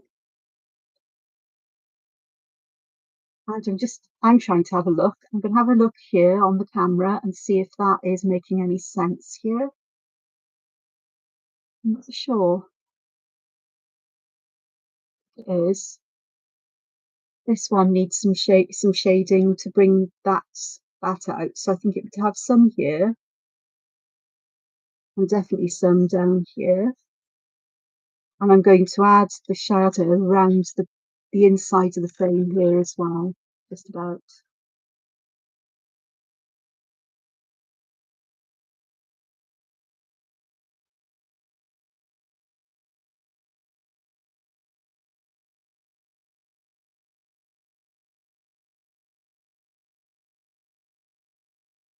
Blended in very well there. It may be a place where I either added too much or not enough water when I blended activated the distress oxides that I used to create the background, which I didn't film.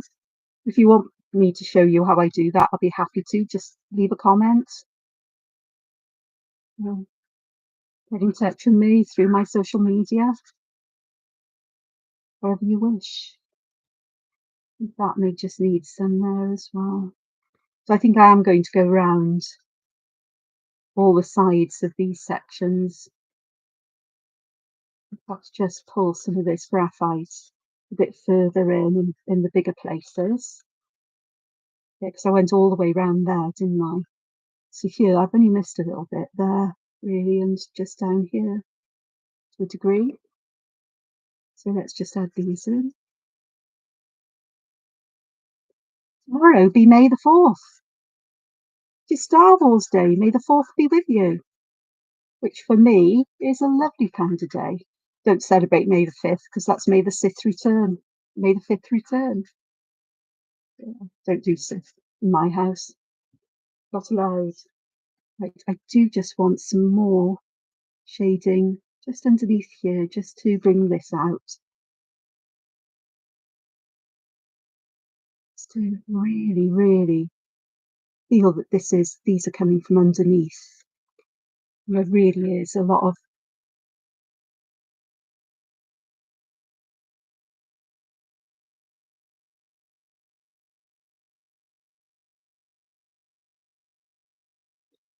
there we go. Oops.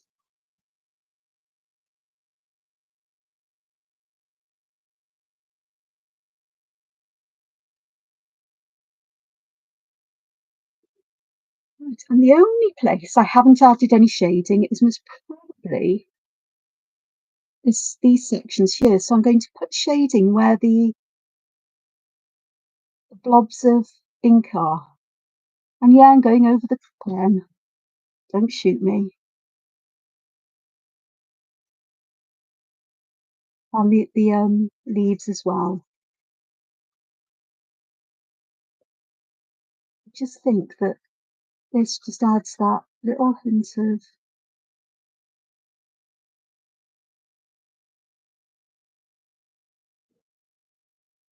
heat and dimension, sort of like heat, depth and dimension here that perhaps you wouldn't otherwise have had. Oh, I must be getting tired now. So we've got all of that. I'm not sure I can see this. I'll move this up so you can see the whole image together, hopefully. Let's have a look. So, there we go. I'm not able to see this as clearly as perhaps you can. I think I might need more over here.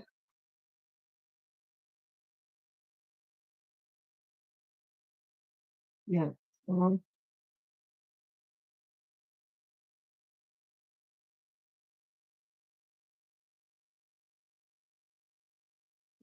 may help a bit.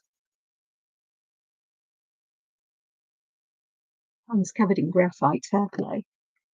And then I've just got I've got some sections here that need some graphite as well. Some wibbly wobblies down here. Well, you've got to do them all the way along, haven't you?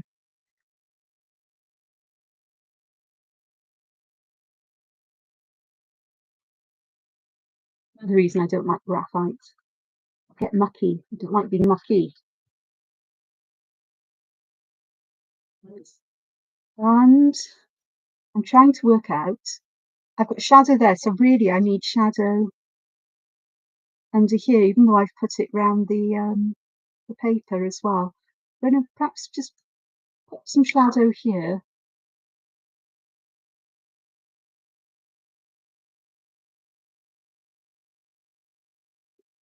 It's just a bit there. It's a bit more there than there is inside, just to help the fat up off the paper as well.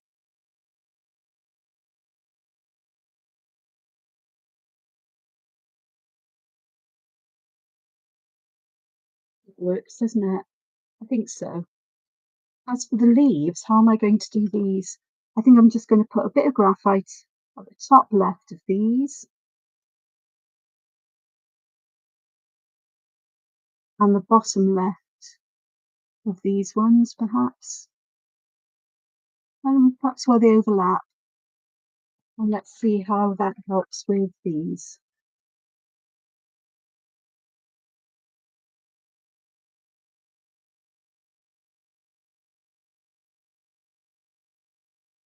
There we go. Right.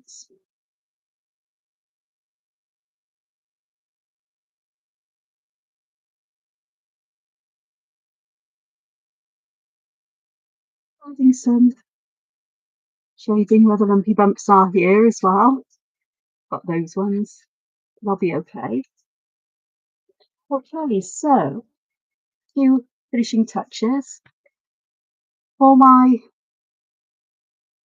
seeds, I'm just going to add some lines, sort of like little smiley faces almost in them, layering up those semicircular or partly circular arcs. I'm going to do the same with my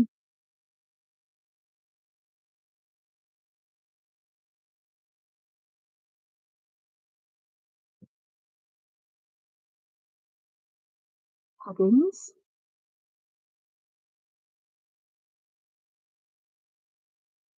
So instead of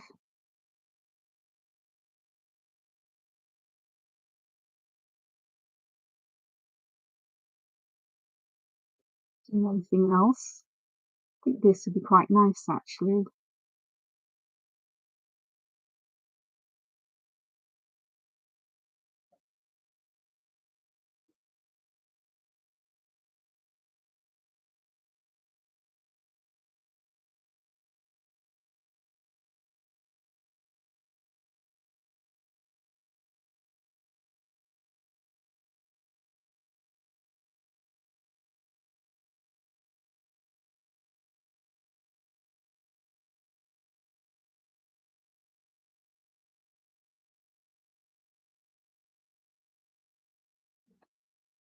Let's just go here. Yeah.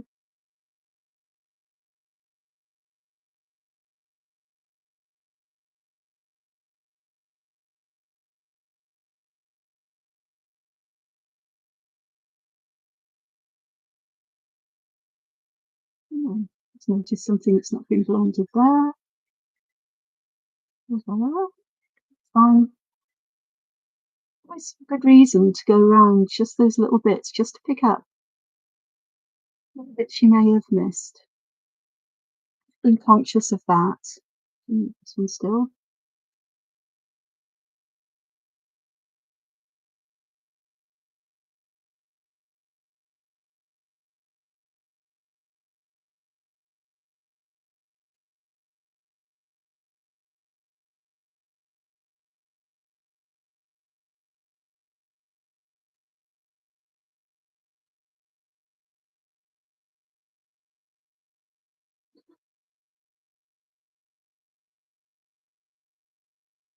That's all of those done.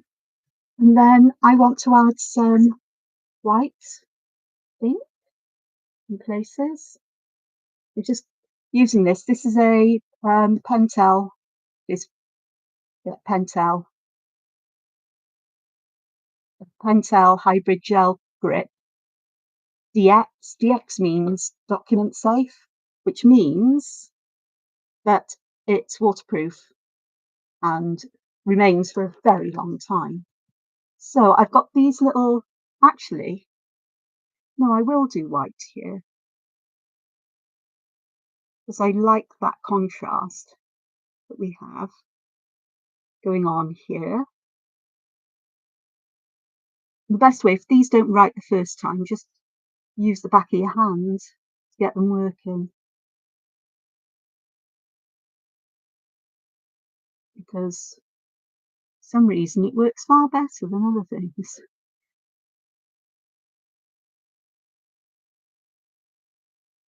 And I'm just going to add a few dots to these little sections just to bring some white in there, chase away the graphite a bit,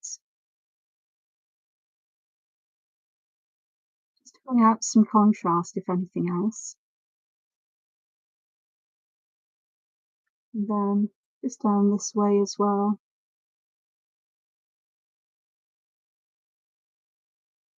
Just touching the nib to these little back sections just to make the smallest dots it can.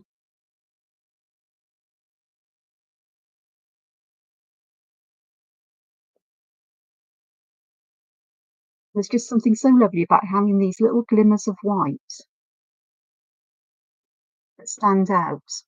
I'm also going to put some on these as highlights.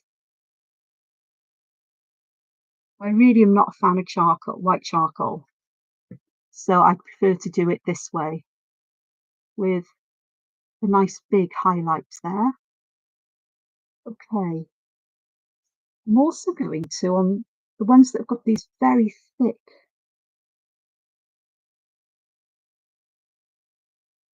bands here, just give them some little white dots that will glow once the ink's dried. They always remind me then of sort of like ocean creatures, you know, like anemones or um, jellyfish, something like that, where they have these little spots on them that glow almost, especially the ultra deep, you know, the seriously deep oceans where you get the strange creatures and the um, having fluorescence in them, and they actually really do show, you know, create light because they live in symbiosis with bacteria. And so this always reminds me of that more than anything else. It's just nice to have that, especially here where the shadow is, because it's almost then like it's something's glowing out of the gloom. This, I guess, is why I'm not bothered about the graphite being there.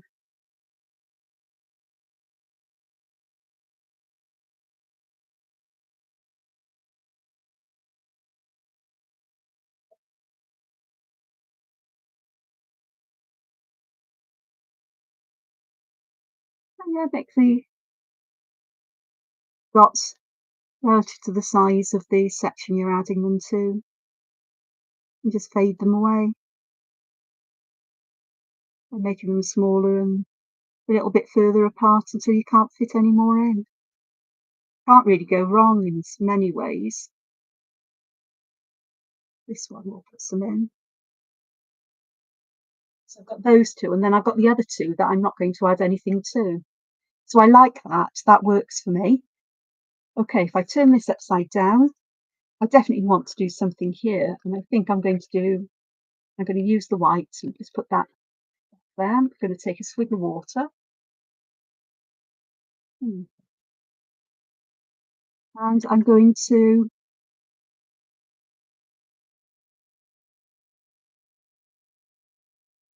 draw a triangle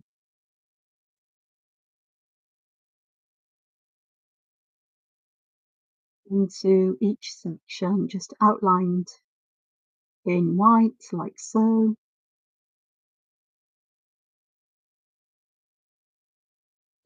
Just to add something a little bit lighter there, perhaps, something to add a bit of rhythm and contrast.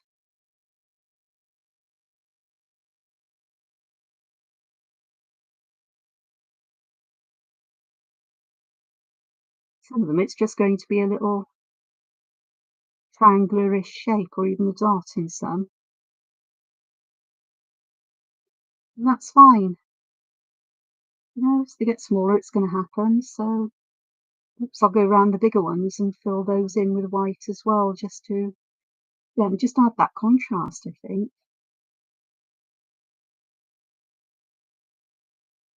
So I think that could look quite good if I did that. It won't take long.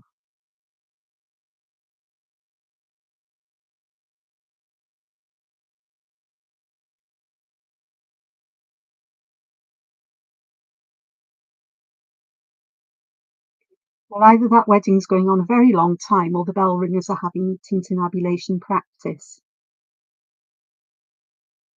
Still nice to hear the bells. I've always enjoyed the ringing of bells.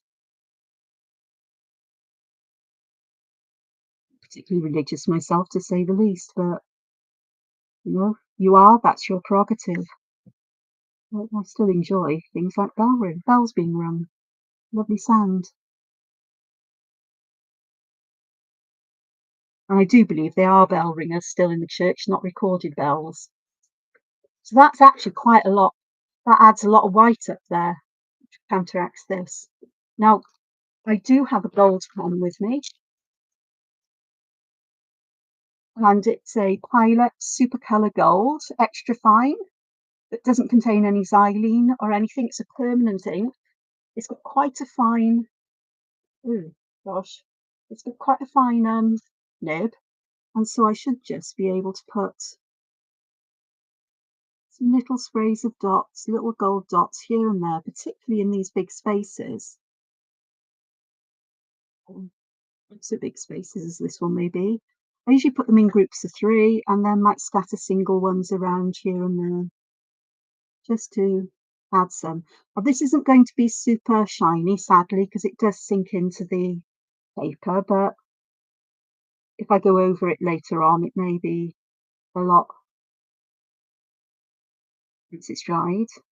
It, the paper will have had a different kind of surface, so the ads will be shinier. You think, gosh, that's a lot of work. Not really, it doesn't take that long.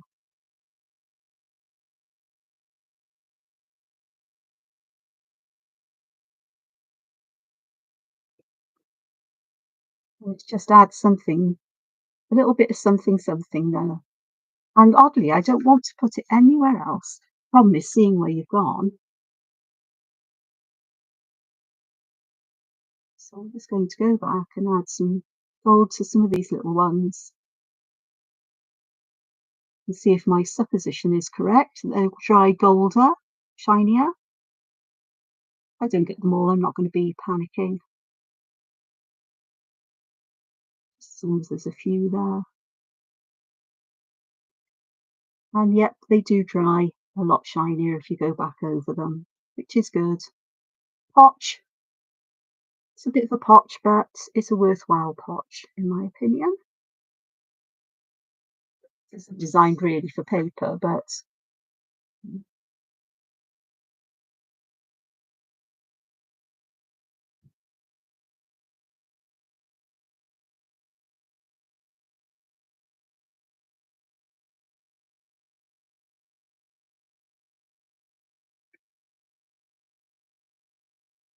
very good reason not to put too many on here. Now though,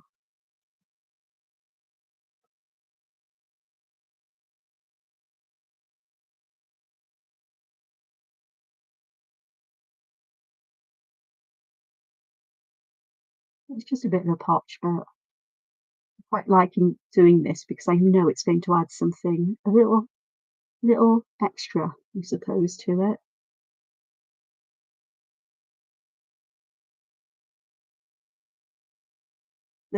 this is a weird alien window with a gateway into the universe. I don't know. There we are. That's it. Sorry if I went off screen there, but this is it. It's all done. I'll just move this, hopefully see if we can catch some of the gold. You might see them more as not gold, or you will. Bottom there, you can just see them. And the only thing that needs to be done is for me to put my initials here somewhere. And I think they may just find their little way here.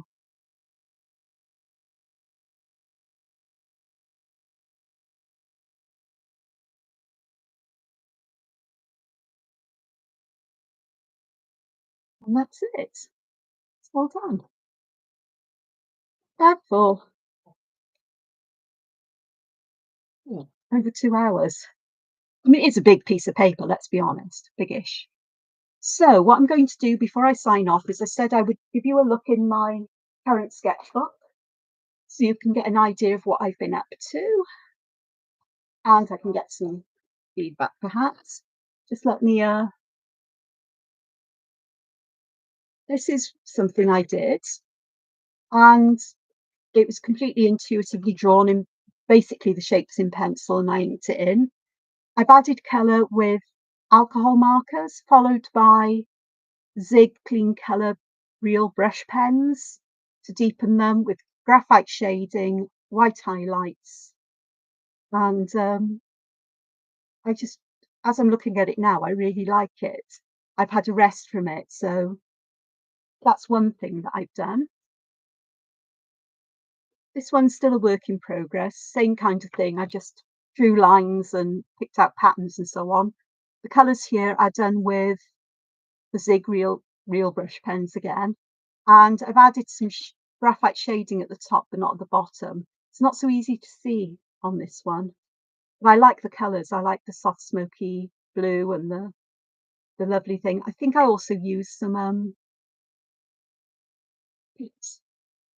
it's artist watercolor brush pens or watercolor pens as well to just deepen the colours in places because they were very pale with the Zig ones.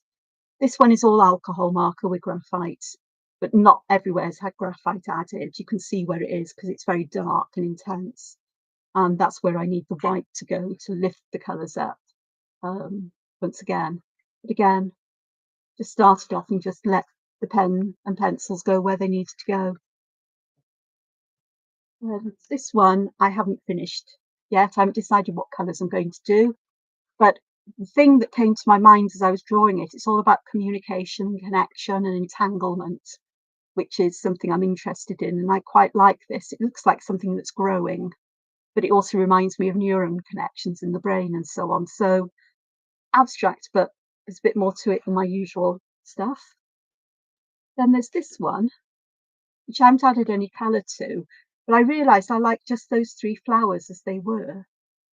But I wanted to do something with the rest of the page, so I added a border of these patterns, very much inspired by Rebecca Blair. And I quite like how this has worked out. So, of course, I went on to try it with something else. Not a happy bunny. I really don't know what I was thinking with these. It just didn't work. I don't feel it's just worked. It hasn't worked for me quite. I don't know. I think it's something I need to leave a bit longer and come back to, which is fine. It can stay as it is. And then these, um, I just painted. I drew the shells in the first 2, and I added colour behind them. These were definitely with the Pitt Artist watercolour pens. And I just loved how the white, black and white, stood out against the colour. This one I painted all in colour and then drew on the top, and I quite like how it's worked out as well.